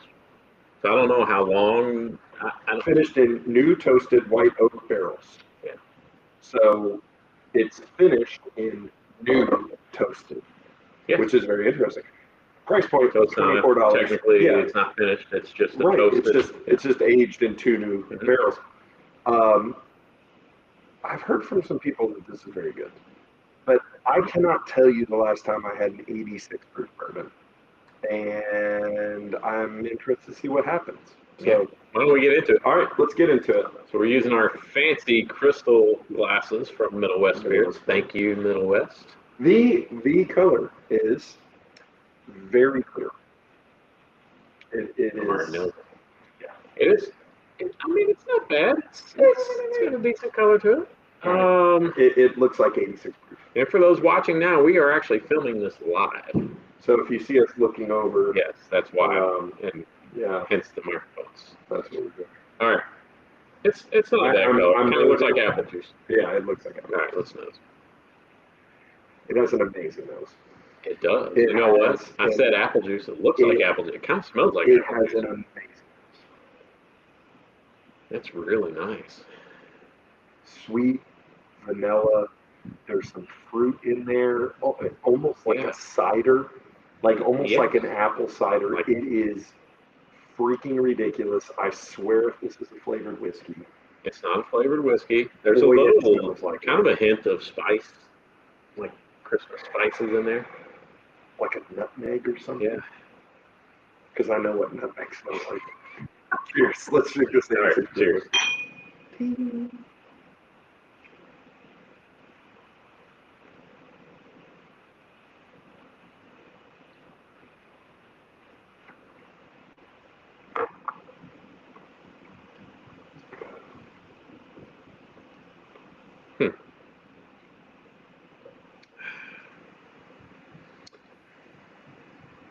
You know what? That's not bad. Well, It's for 86 proof. I feel like it drinks a little proofier. Now it has no finish at all. Like it just, I don't know if I'd say it has no finish. well, the finish just kind of. I mean, it just dissipates. You get some good flavor up front, and then it just kind of Take one more drink. goes away. Take one more All drink. right, you talk. Really like this bottle. And I really like this bottle because I like a lot of bottles that if they're under $30 and it's good and it's drinkable, that's a win. It's a win for all of us. This is a really nice bottle. It's a great bottle to have at a Christmas party because the labeling is great, the marketing is great. People have heard of Jim Beam. It's a really nice little bottle. You know, flavor-wise, is it the most complex thing? No, but it gives you some sweetness, and then you're left mid-palate, and you're getting some finish now, I bet. A little bit, yeah. There's some oak on it. Yeah. Thank you. It's a really nice bottle for $24. You know what? This is something, and this is something that everyone can enjoy. And you can pour Non-bourbon drinkers. it in your eggnog, pour it in your Coke, pour it in your cocktails, make an old fashioned with it, drink it neat. I like utilitarian bourbons. I've said it before. I'll say it again. Utilitarian bourbons are the best. This is a really There's a little bit nice of bottle. cherry in there. I like that. I don't know if I get the. I don't know if I get the cherry. Yeah. I get a lot of like vanilla. There's tons of A vanilla. lot of like almost like a cookie sweetness, like a baking sweetness, like Yeah. a baked goods. Um, The nose is freaking phenomenal.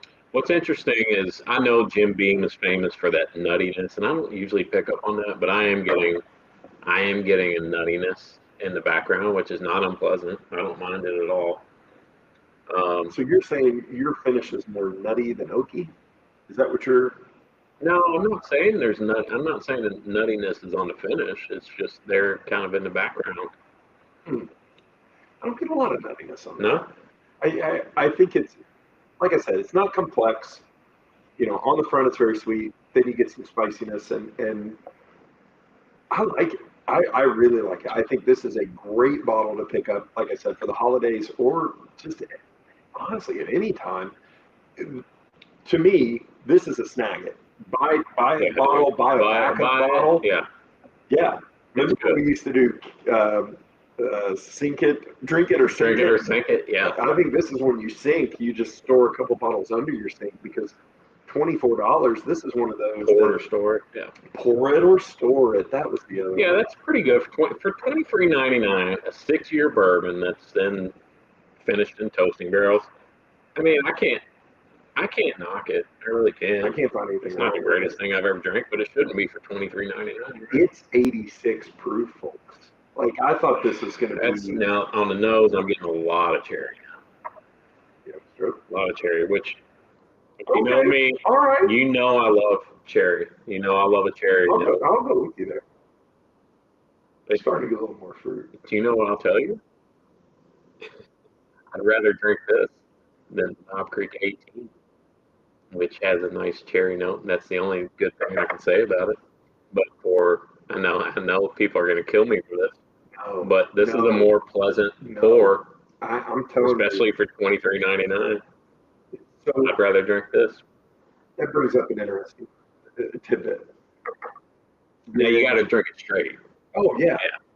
When back in the day, when the bourbon craze kind of first started and people were really like crazy for like they are now, the Sazeracs and everything else. One of the bottles I used to pull out of nowhere to just mess with people, especially in a blind, was Ancient Age. Mm-hmm. 36 months. The screw top. ancient age? No, just Okay. Ancient Age. I think it was 10-star or something, or 4-star or whatever. But uh, I used to throw that in and be like, hey, this is a $15 bottle for a liter. This is one you throw in a blind, this bottle, with some heavy hitters and just watch the hilarity ensue. Because I think this is one that messes some people up because it is so drinkable and flavorful and wonderful. This is a great offering. This is what limited release should be. Like, hey, here's a utilitarian bourbon that appeals to the masses. That's very good. That's under $25. God bless you, Jim Beam. Keep making the world a better place. I agree. I agree. Do we want to rate this? I mean, we should, right? Yeah, We shouldn't just fail to rate it just because it's a $23.99 bottle. I think it's very hard to separate yourself from the price point and knowing. But Right. if you Right. factor those things in, I mean, I think it's a solid 7. A solid 7 for $24. It's a good sippable bottle. And I also want to point out, before this episode, we drank our top 8 whiskeys of the year, Yeah, and they were all barrel proof. they were all 8. Like the lowest proof was 100. And then we, have a sip of bottled water and go to this. I thought this would be a disaster. It's a really nice bottle. I really like it. I Nose is love slower. that nose more and more. The more I sniff it. Man, that nose is great. You know what? I'm gonna go with you on the 7, and I hope I don't regret this, but in the moment, right now, that's a 7. Thank you, Jim Beam. Send us free stuff. No, seriously. But I like it for an 86 proof bourbon. yeah, and this should be pretty readily available. Come on, man. Come on, man. This should be readily available. Pick up a bottle if you're available, if you have the opportunity, and let us know your thoughts in the comments or send us an email. So into bourbon mainly make sure to smash that like and subscribe button. Absolutely. Absolutely. Check us out on Instagram, Soul and Bourbon and Whiskey Realtor on TikTok. And as always, keep those wallets loose. And your button holes very tight. Good night, everybody.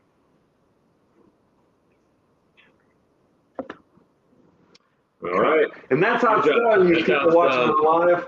Because Now you got the behind the scenes look. all right. Charles, in the comments, tell us about the sunshine and if we need to try to track that sucker down. Yes, Because I'm Charles very offered intrigued. to send us a sample, Oh, he did? and we would love to have Oh, a sample, Charles. absolutely. Charles, email us soandabourbon@gmail.com and we'll make arrangements. Yeah, absolutely. We would greatly appreciate Yeah, that. because we'll do a head-to-head because this was I don't want to say it's great whiskey. No, it's but freaking you know what? whiskey. I expected it to be, it's Jim Beam. It's, Well, okay, here's what I expected it to be. crap. No, I had a plan for this episode Okay.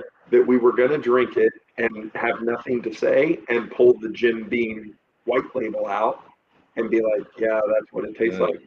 It don't taste like Jim Beam white label. Man, that's a great job. And that's what you hope that some of these bigger distilleries, that's what they start doing is more stuff like that because that's what we'd rather have. Dude, how many other 6-year finished toasted bourbons can you buy for $23.99? The answer is zero. No. I don't know. There may be some out there. Where's the other bottle? We're not doing good. True story.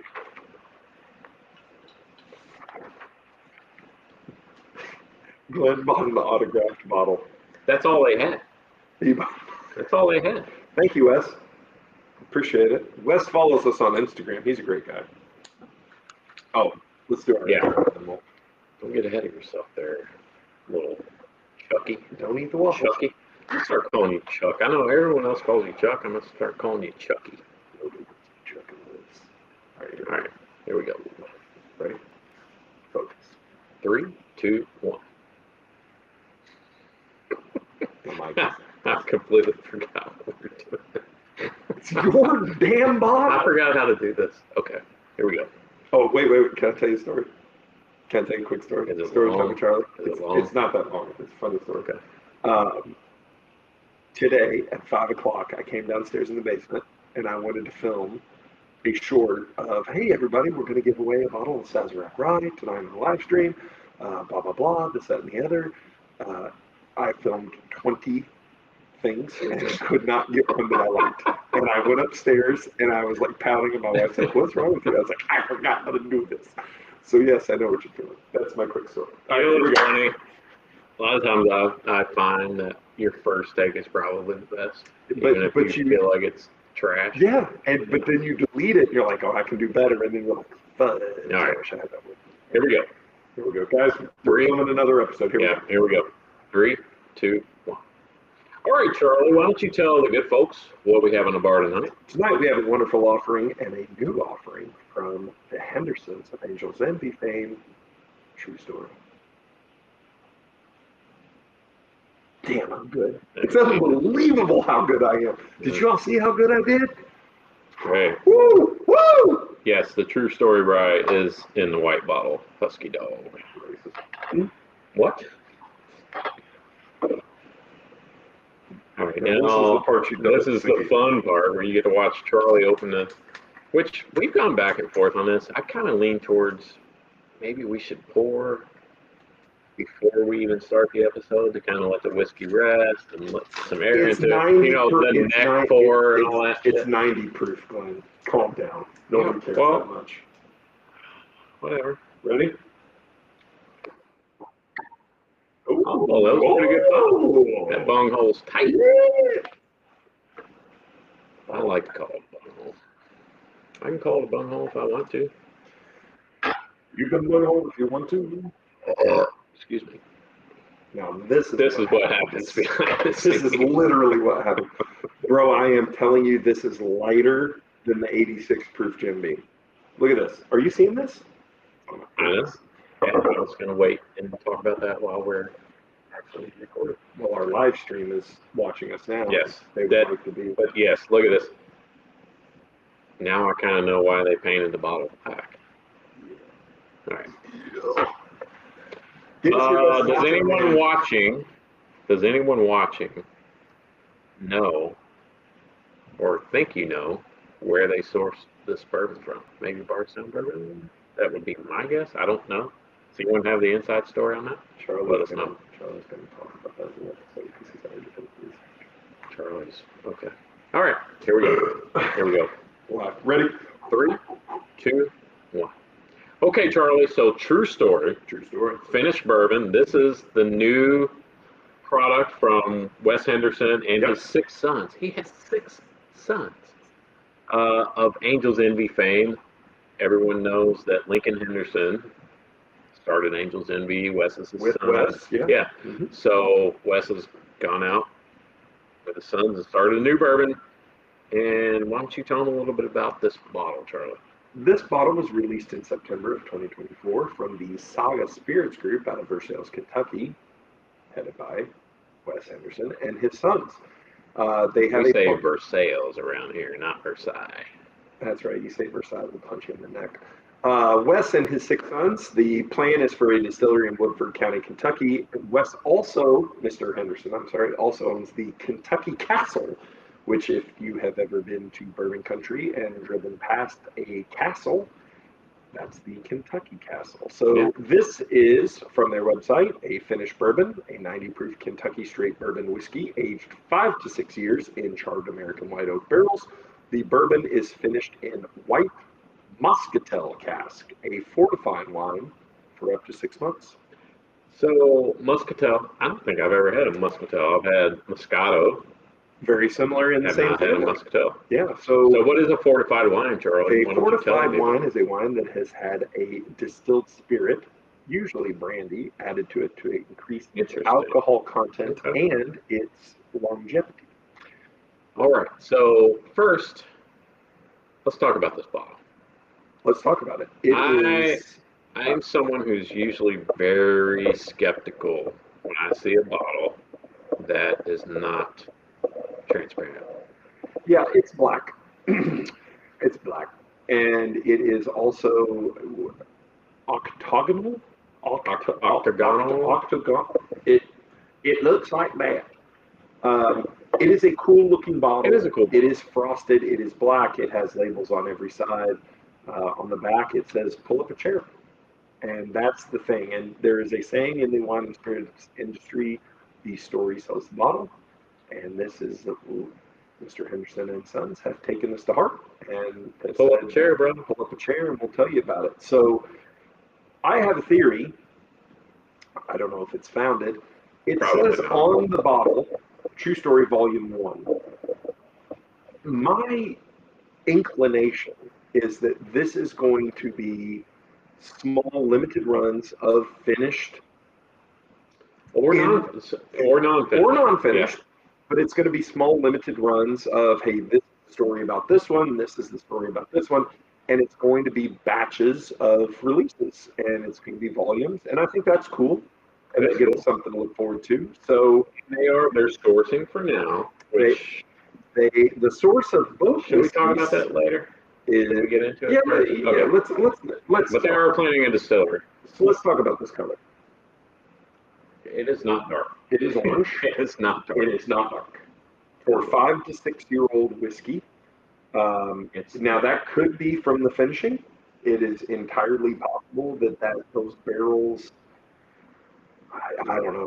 It's very light. It is incredibly light. It's like a really watery tea color. It is, and it has an orange hue to it. But hey, we've been fooled before by. Well, we are fools. And you know what? Clings to the glass. Yeah, and it does have some legs. And then once the legs are very close together. All right. Let's nose. Ooh. Ooh. He says, ooh. That is very wine forward. Yeah, very sweet. For 90 proof, there's a little blast of ethanol there. There's a little blast of ethanol, but it's a very musty grape finish or nose. I get a lot of floral on that. A little bit of fruit, but it's very floral and kind of sweet, flowery. Interesting. It's not a bad nose. No, it's not bad. It's very enjoy pleasant. the nose. It's very pleasant. but there is not a lot of bourbon nose there. All right. Cheers.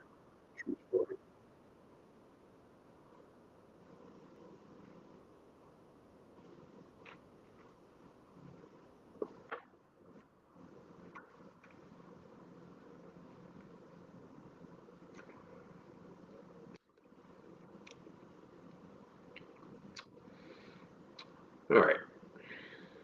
I'm going to go first. Okay. I'm going to start with the bad. And I say bad, and I don't, maybe not bad, but just, it tastes a little young to me. Now, I've got that out of the way.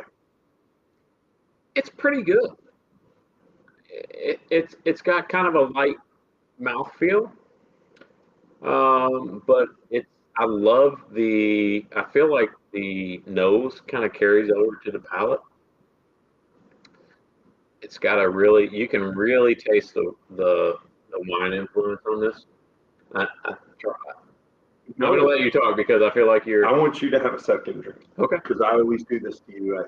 You well, I always like an idiot. I'll jump out there and start talking. And I always let an idiot know about it. I really like. You just call me an idiot. No, I really like this one. I was really surprised. I thought that this would be a certain way. It is not. It is very, and I think you are right. I'm anxious to see if your opinion changes on the second drink. The nose very much transfers to the palate. It has a really nice, refreshing mouthfeel, almost a citrusy.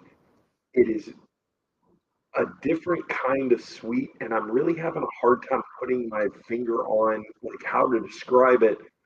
It is almost the wine. It impacts it a lot. It's very sweet. It's very citrusy. It's very light, but there is a tingle there and a mouthfeel that's very nice. It's got a very drying. It's very sippable.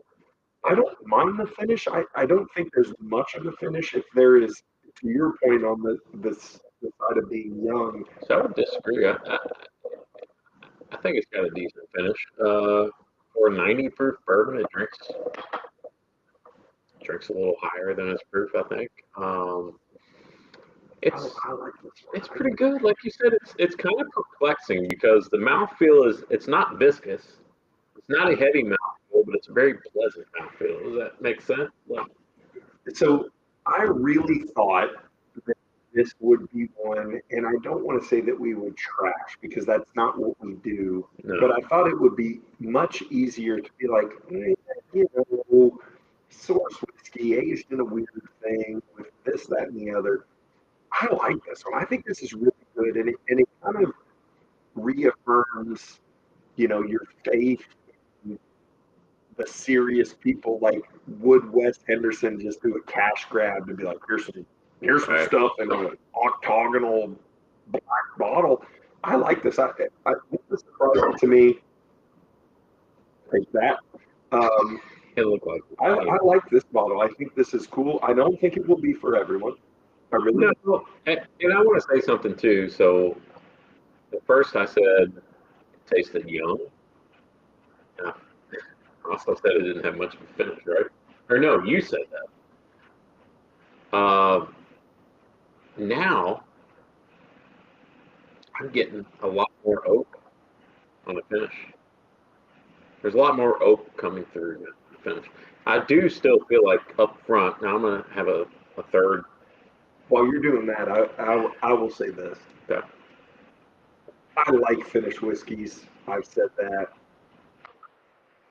I like it. I like anything outside of the norm. This is a little unique. This is a different. I'm getting third drink now, fourth drink. Much more flavor on the finish. Kind of palate's waking up. I really like this bottle. I really do, and I'm really surprised. This is a really nice finished bottle. MSRP $60. I don't have any really negative things to say about it. I think Wes has done a great job on this. I really do. It's pretty good. I'm not gonna go back on. I do think There's something there, and maybe it's just the muscatel finish, but there's something there that makes it taste like a little younger than what it is. And maybe that is the finish. I don't know. That very much could The be finishing mine. barrels. Yeah, That's what I'm talking about. But I don't get a lot of that's also what gives it the the uniqueness flavor. and the flavor. Yeah, I mean it's a like good this. pour. I like It's a good this one. It's weird. It's very light. When you pour it for someone, they're going to be like, "What the hell?" Yeah. And then you're going to be like, "Just taste it, bro." And I like this one. I think this is good. I Rate think. Oh man. Um, $60, 5 to 6 years old, from the Hendersons. It's a finished. I'll give this a solid 6.75. I really do like this one. I think it's sippable. I think this one. Now I said, not to eat into your rating time. I said that this would be not for everyone. I think this. A lot of people may get down on this one because it doesn't have a lot of like smoky oaky. No. So I think this one would be really interesting. There's some really light caramel there, but there's not a lot of deepness. I'm going to leave the bottle of Charlie's. Sorry, if you're watching this, we are recording this live. We're doing a live stream right now. So I'm going to give this, what'd you give it? A 6.75? 6.75. So I'm not going to change. I was going to give it a 6.8, and I thought I was going to rank it a little lower than you. So, but I'm not going to change it for that fact. I'll give it a 6.8. I think this is a good one. I really, if it was $99, I'd be like, oh. Yeah. But I mean, $60 and a limited. I'm sure it is somewhat of a limited run. I like this one. I think not a bad start. I will tell you this. We probably should have had a little more faith. I didn't not have faith. I didn't. Well, why not? I don't know. I guess I'm cynic like that. Cynical, like, okay, what are we doing? Like, we're sourcing bourbon and we're finishing in weird stuff. And maybe it was because the Amarone on the rye. That scared me a little bit. But now I kind of want to try. Don't get me wrong. I have a love-hate relationship with Amarone. We all know this, but I do want to go get the rye now. And this does, the Hendersons aren't just going to go throw some BS out there, and they have a reputation to uphold, right? And that is my absolute. That is the point. That I should have saw Mr. Henderson's autograph both on the front and the back, because we have an autograph bottle apparently, and I should have said, all right, if he put his name on it twice, it's probably a pretty drinkable bottle. I really do like this one. I think this is cool. I like this one. If you're not into finished bourbons and whiskeys, shame on you. You should be, because I do think that this is a nice offering. All right, Charlie, let's wrap this one up. Why don't you tell good people what to do? This is my radio voice. Tell the good people what to do, Charlie. Not for sure what's happening, but you definitely need to hit that like and subscribe button so you can get more hard-hitting radio content like this. Yes, and check us out on Instagram, Sowing the Bourbon, Whiskey Realtor, TikTok. This is the night grooves. Make sure to keep those phones very loose. And your bum holes tight. Good night, everybody. Peace out. Sorry, Mr. Anderson. See, we're going off the rails. And this is what happens in the 4th episode. Oh, Gandy Road. I'd rather have the 2XO French Oak, I think. Oh.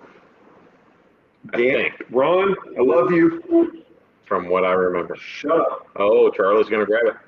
All right, Jens Tube's got. Wait, Jens Tube, are you next door? No. Jens Tube says he's blinding Stagg Jr. 2023 George T. Stagg and 2024 George T. Stagg. Oh, where'd you get that bottle? With my father-in-law to celebrate the live stream. Jens. Why don't you bring it on over to celebrate the live stream? Jens, tell everybody where you got the George T. Stagg. Porsche says you can tell Glenn is a few in. Yeah, you can always tell that. No poop. So now we've come to the point where we're going to give away the Sazerac Rye. So if you're not in the live stream right now, you're not getting it. Send us an email. Just say Saz, S-A-Z, and we're First going to one? give it away.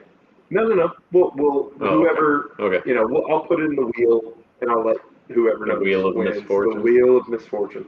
If you even want the Sazerac ride, If send you us an want it. email. You know what? We're gonna autograph it too. Not that that means anything. I'm gonna write Merry Christmas. Ron, I think that's a great. Pour us a little more of this if you don't mind. And we're going to do Do we the have French to? oak, Oh, 2XO okay. French Okay. oak versus the,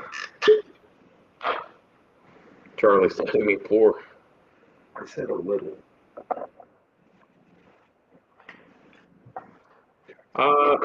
So, Mr. Speedster, I just want to point out the fact that Charlie is, how tall are you? 6'9"? 6'9". I'm 5'11".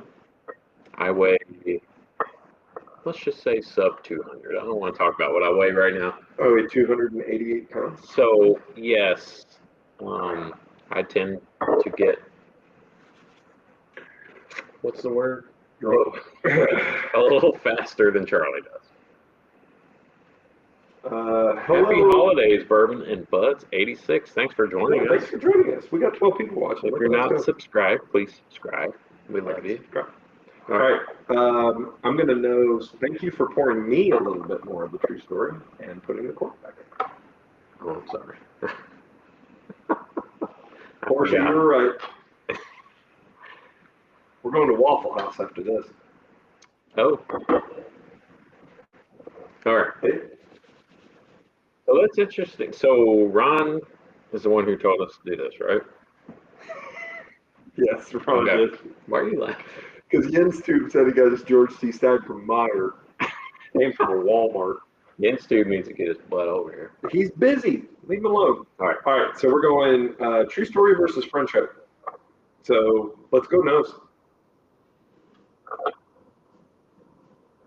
This is my special custom-made glass from Zimmerman. Yeah, Zimmerman's. Yeah. Dude, that French oak is thunder. Wait a minute. Just vanilla.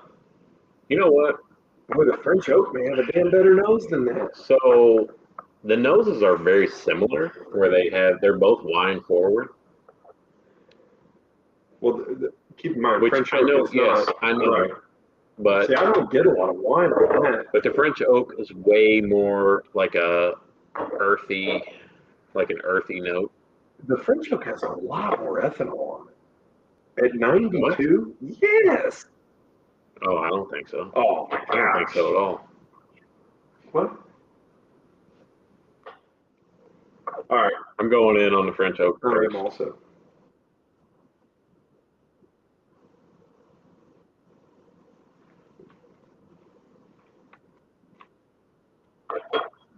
Oh, that's a lot better. Damn, that's good. That's a lot better than the true story. You haven't even had a sip of the true story. I just drank a whole freaking. You got to go back to it. It's how this stuff works. I'm going to let that 2XO sit there for a minute, though, because, man, that's a good pour.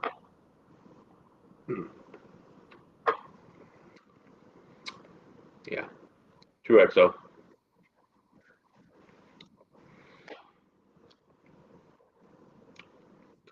There's a lot of going on.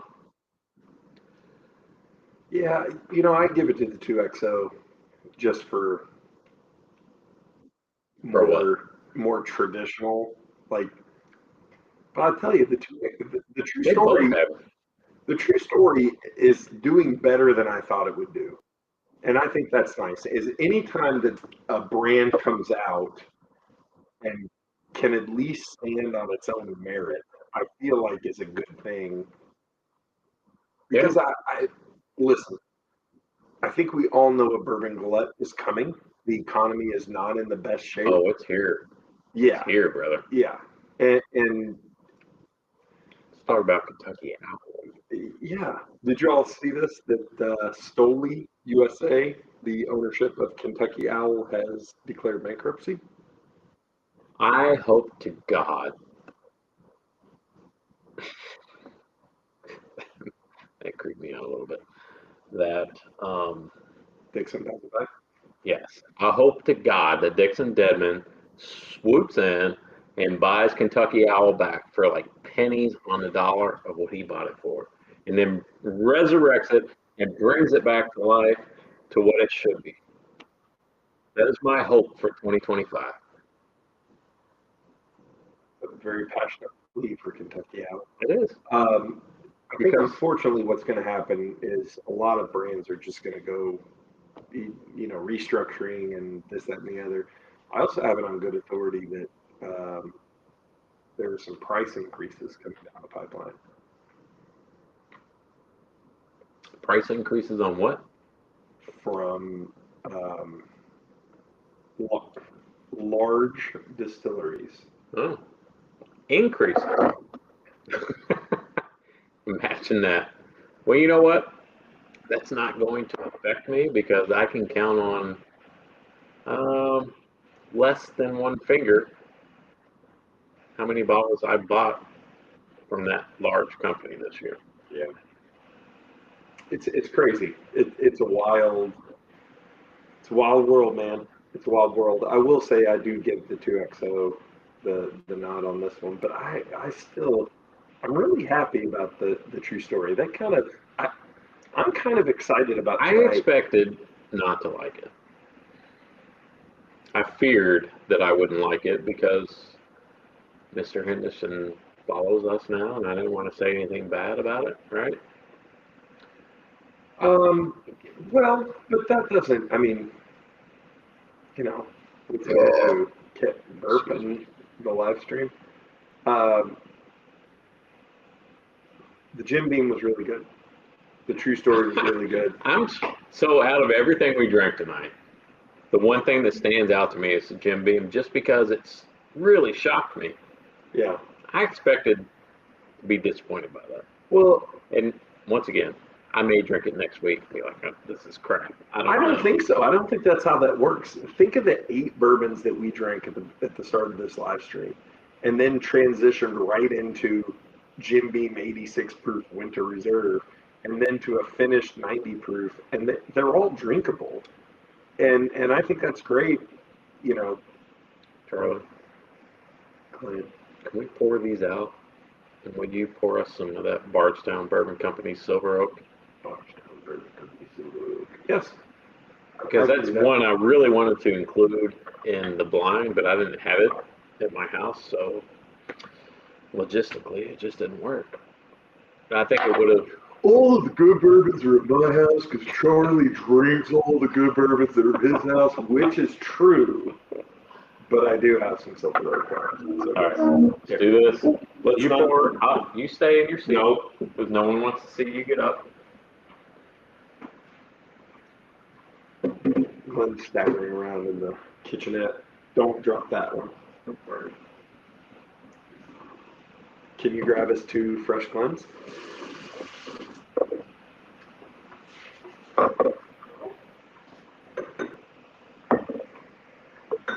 Reach. We're going to do this one and then we'll probably wrap up. Yeah, we'll probably wrap this thing up. If anyone thinks that Glencairn should be spelled with 2 N's, let us know.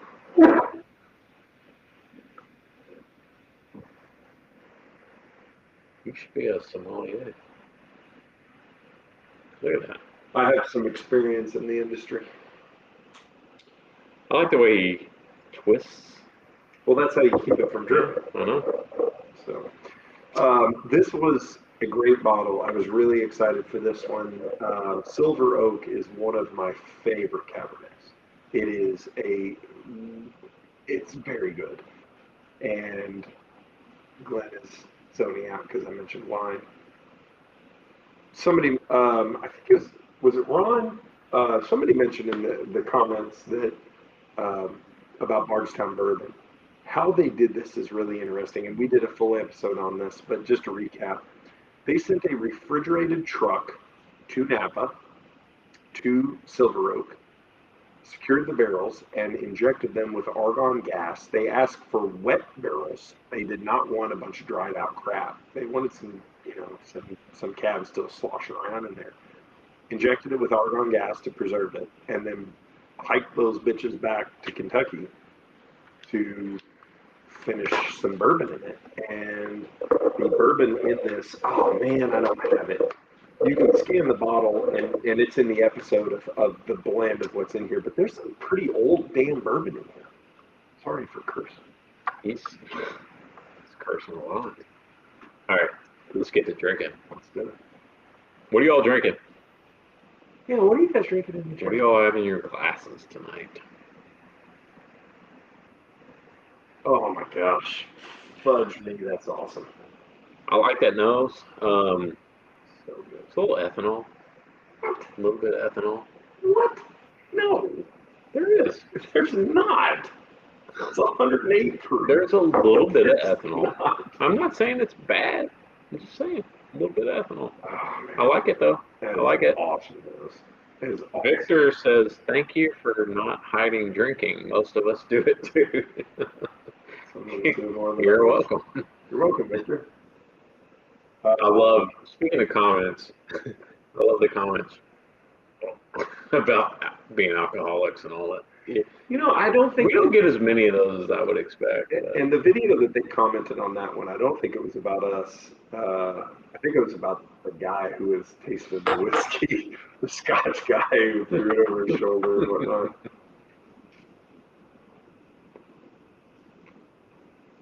That's really good. Gandy Road just finished Russell Pick, moving to Detling. What is that? Bruzel. Is it?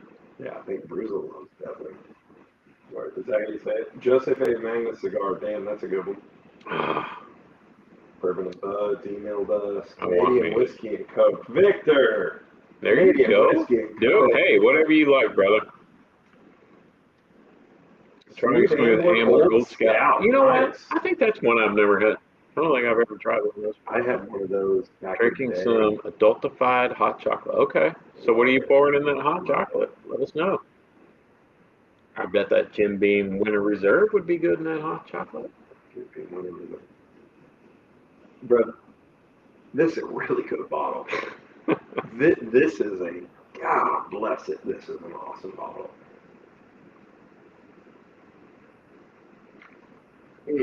I wish we would have included that in our blind. I don't think it would have finished in the top two just because it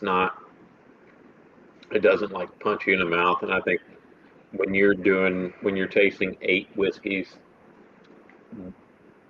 the ones that kind of really hit you in the mouth are going to stand out. Love Wild Turkey 101, Bourbon and Buds. Sweet. This That's a good one. bottle is so good and so complex and just, man, is it nice. And I flipping love this bottle. I agree with you. I don't know how it would have done in the 8. But I'll tell you, alone, after everything that we've drank tonight, it's still a flipping good bottle. It's a good bottle. There's something, I don't know what Bardstown Bourbon's doing. There's something Good. in everything they put out that I don't know what it is. I can't describe it. It's just some type of goodness that I can't describe. It's magic. Yeah, I really, their format and what they've done with providing sourcing for smaller and startup bourbon brands, and then also, I mean, hell, they source themselves. You know, Yeah. like that they'll go Oh, to yeah. Tennessee, They'll go. get some aged stuff. What's the Tennessee Whiskey Company? Yeah, Which is the episode 63. yeah. Which I don't know. It's like the mystery. Yeah. Like who the flip is doing that? But just, I really think it shows that when it comes to whiskey and bourbon, you just can't be like, oh, this is 12 years old, it's good, dump it. Like you have to have somebody somebody's got to be driving that boat. They'd be like, hey, this blend doesn't taste real great, or hey, if we added some of this, or let's play. Like there's a lot of it's science and art, and you got to have a mad scientist at the head of it. And Bardstown Bourbon, I don't know who's doing it. That's just, flip me. that's really Like, freaking good. I've never had anything from them that you're not like, Yeah. you know. And yes, I know it's expensive, It is. It is. but gosh darn it, if you're going to buy something, there's nothing worse. I'd rather buy $100 bottle and open it and be like, man, that's not bad, than open a $25 bottle and be like, that's a drain pour. You know what I'm saying? Yeah, Like, yeah, yeah. it doesn't matter. Which It's you got to be expect a good. $25 bottle to be a drain pour. But I don't want to buy anything that's a drain pour. Right. You know. But yeah, I love the Bardstown. Love everything that they've done, and I really do think that we're going to get in a glut one way or another because I think the economy's just going to We're in kind of it. make it I think go we're that in way. it. I think there's always going to be the market for the top tier, like, George T. Stagg or Pappy Van Winkle. There's always going to be a market for that, right? Always. But I think that the everyday shopper is they're not buying the $80 to $100 bottles regularly like they used to because everything else is so expensive right now. So you have to really consider, do I really want to buy that? Can I really afford to buy that? Well, another thing, and kind of if there was to put a bow on our 2024 year in review, I realized at least that we are not the norm in what we drink and how we drink it and when we drink it. Very true. Barrel proof, neat, finished, all sorts, whiskey, single malts. I don't think we represent, and those of you watching, this includes you guys, I think most people just drink their Jack and Cokes or their, whatever whiskey and mixer, or, if they maybe have something neat, it's something special, and they go through a bottle every 2 or 3 years. There's not there's a lot of us, but there's not a bunch of us, if Right. that makes sense. Right. And I think that's what's going to lead to the glut is the people that have, oh man, I've got so many bottles. I got 8 unopened bottles. That's enough for me for a lifetime. Mm-hmm. That'll get me through next month. All right. Before we end here, I want to go back to the chat. Mr. Lopez says he's making a hot toddy. I hope you're not sick, but if you are, I hope the hot toddy helps you. Gandy Road, Bardstown Origin Series, fantastic. Yes. Yep. Victor, I guess Canadian whiskey. My pop. Yeah, there's nothing wrong with Canadian whiskey, Victor. Nothing wrong with it. I wouldn't drink it, but no, I'm just joking. Can I tell you my No, Canadian I'm joking. whiskey story? Yeah, tell it. One of the one of the best bottles, an amazing bottle that I have was a Whistle Pig 16-year single barrel proof, and it was Canadian. Dude, I'm here to tell you. Aren't the Midwinter Nights Dreams Midwinter Nights Dram? No, I don't think so. They may be now. Or is it the Old Saint Nick? One of those weird bottles like that is Canadian whiskey, I'm pretty sure. So there's a True North has released some really hyper aged, and really hyper proof. I don't know what they're doing in Canada, but they're getting a bunch of 149 proof, 18 year. I mean, our Canadian brothers up north. Don't tell them what they're doing. They smoke a lot of reefer up there. And what's that about? What are you talking about? The boot. The boot. And hey, whatever. Alberta Premium Rye. Check that. That's the bomb. Okay. Maybe we need to be so into Canadian whiskey. We did. We should do an episode. Yeah, so we're so into Canadian whiskey, eh? Could I get the hat with the flaps and I'll wear my hockey jerseys? I got a bunch of hockey jerseys. I love Canada, especially BC. We've had some fun there. I went to Toronto once. Good story. It was cool. Toronto was cool. I didn't realize what a big city Toronto was. Yeah. Until I got there. I was like, Toronto. Holy crap, just like New York. Yeah, it's freaking crazy. Yeah. We did a cruise out of Victoria but we went to, oh man, I can't think of the big city over there in BC, Vancouver. Really liked Vancouver. Loved, was it Columbia? Gosh darn it. I'm looking at you like you know. But Victoria. Victoria, Canada, one of the best places, one of my favorite places I've ever been. I'll tell you why. Amazing beer, amazing craft beer. No embargo with Cuba, so you can go to cigar shops and get Cuban cigars. Oh, yes. One of my favorite places ever. It was awesome, and it is gorgeous, Victoria, Canada. Yeah. I went in a place to smoke in Toronto. I don't You're a hoser, Charles. I don't think it was cigars. Please, what are you smoking there, eh? So I went to Toronto 5 years ago for a bachelor party for someone I didn't really know all that well. So, but I thought, I've never been to Toronto, why not? And we wandered around Toronto on foot for several hours that night, and we went into a lot of different places and did a lot of different things, and it was very interesting. That's all I will say. You hoser. I love You hoser. I love Canada. It's like America's attic.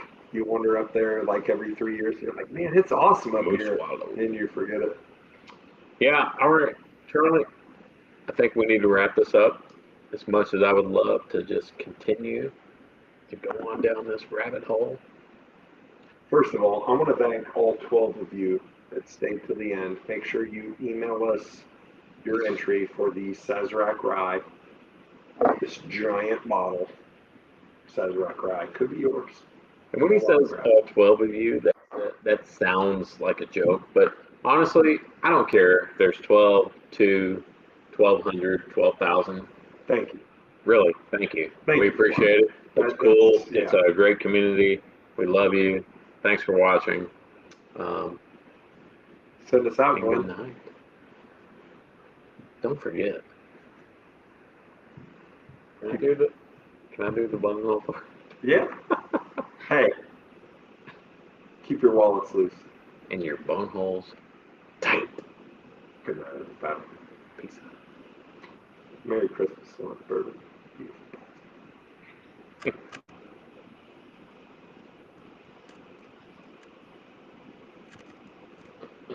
You all right?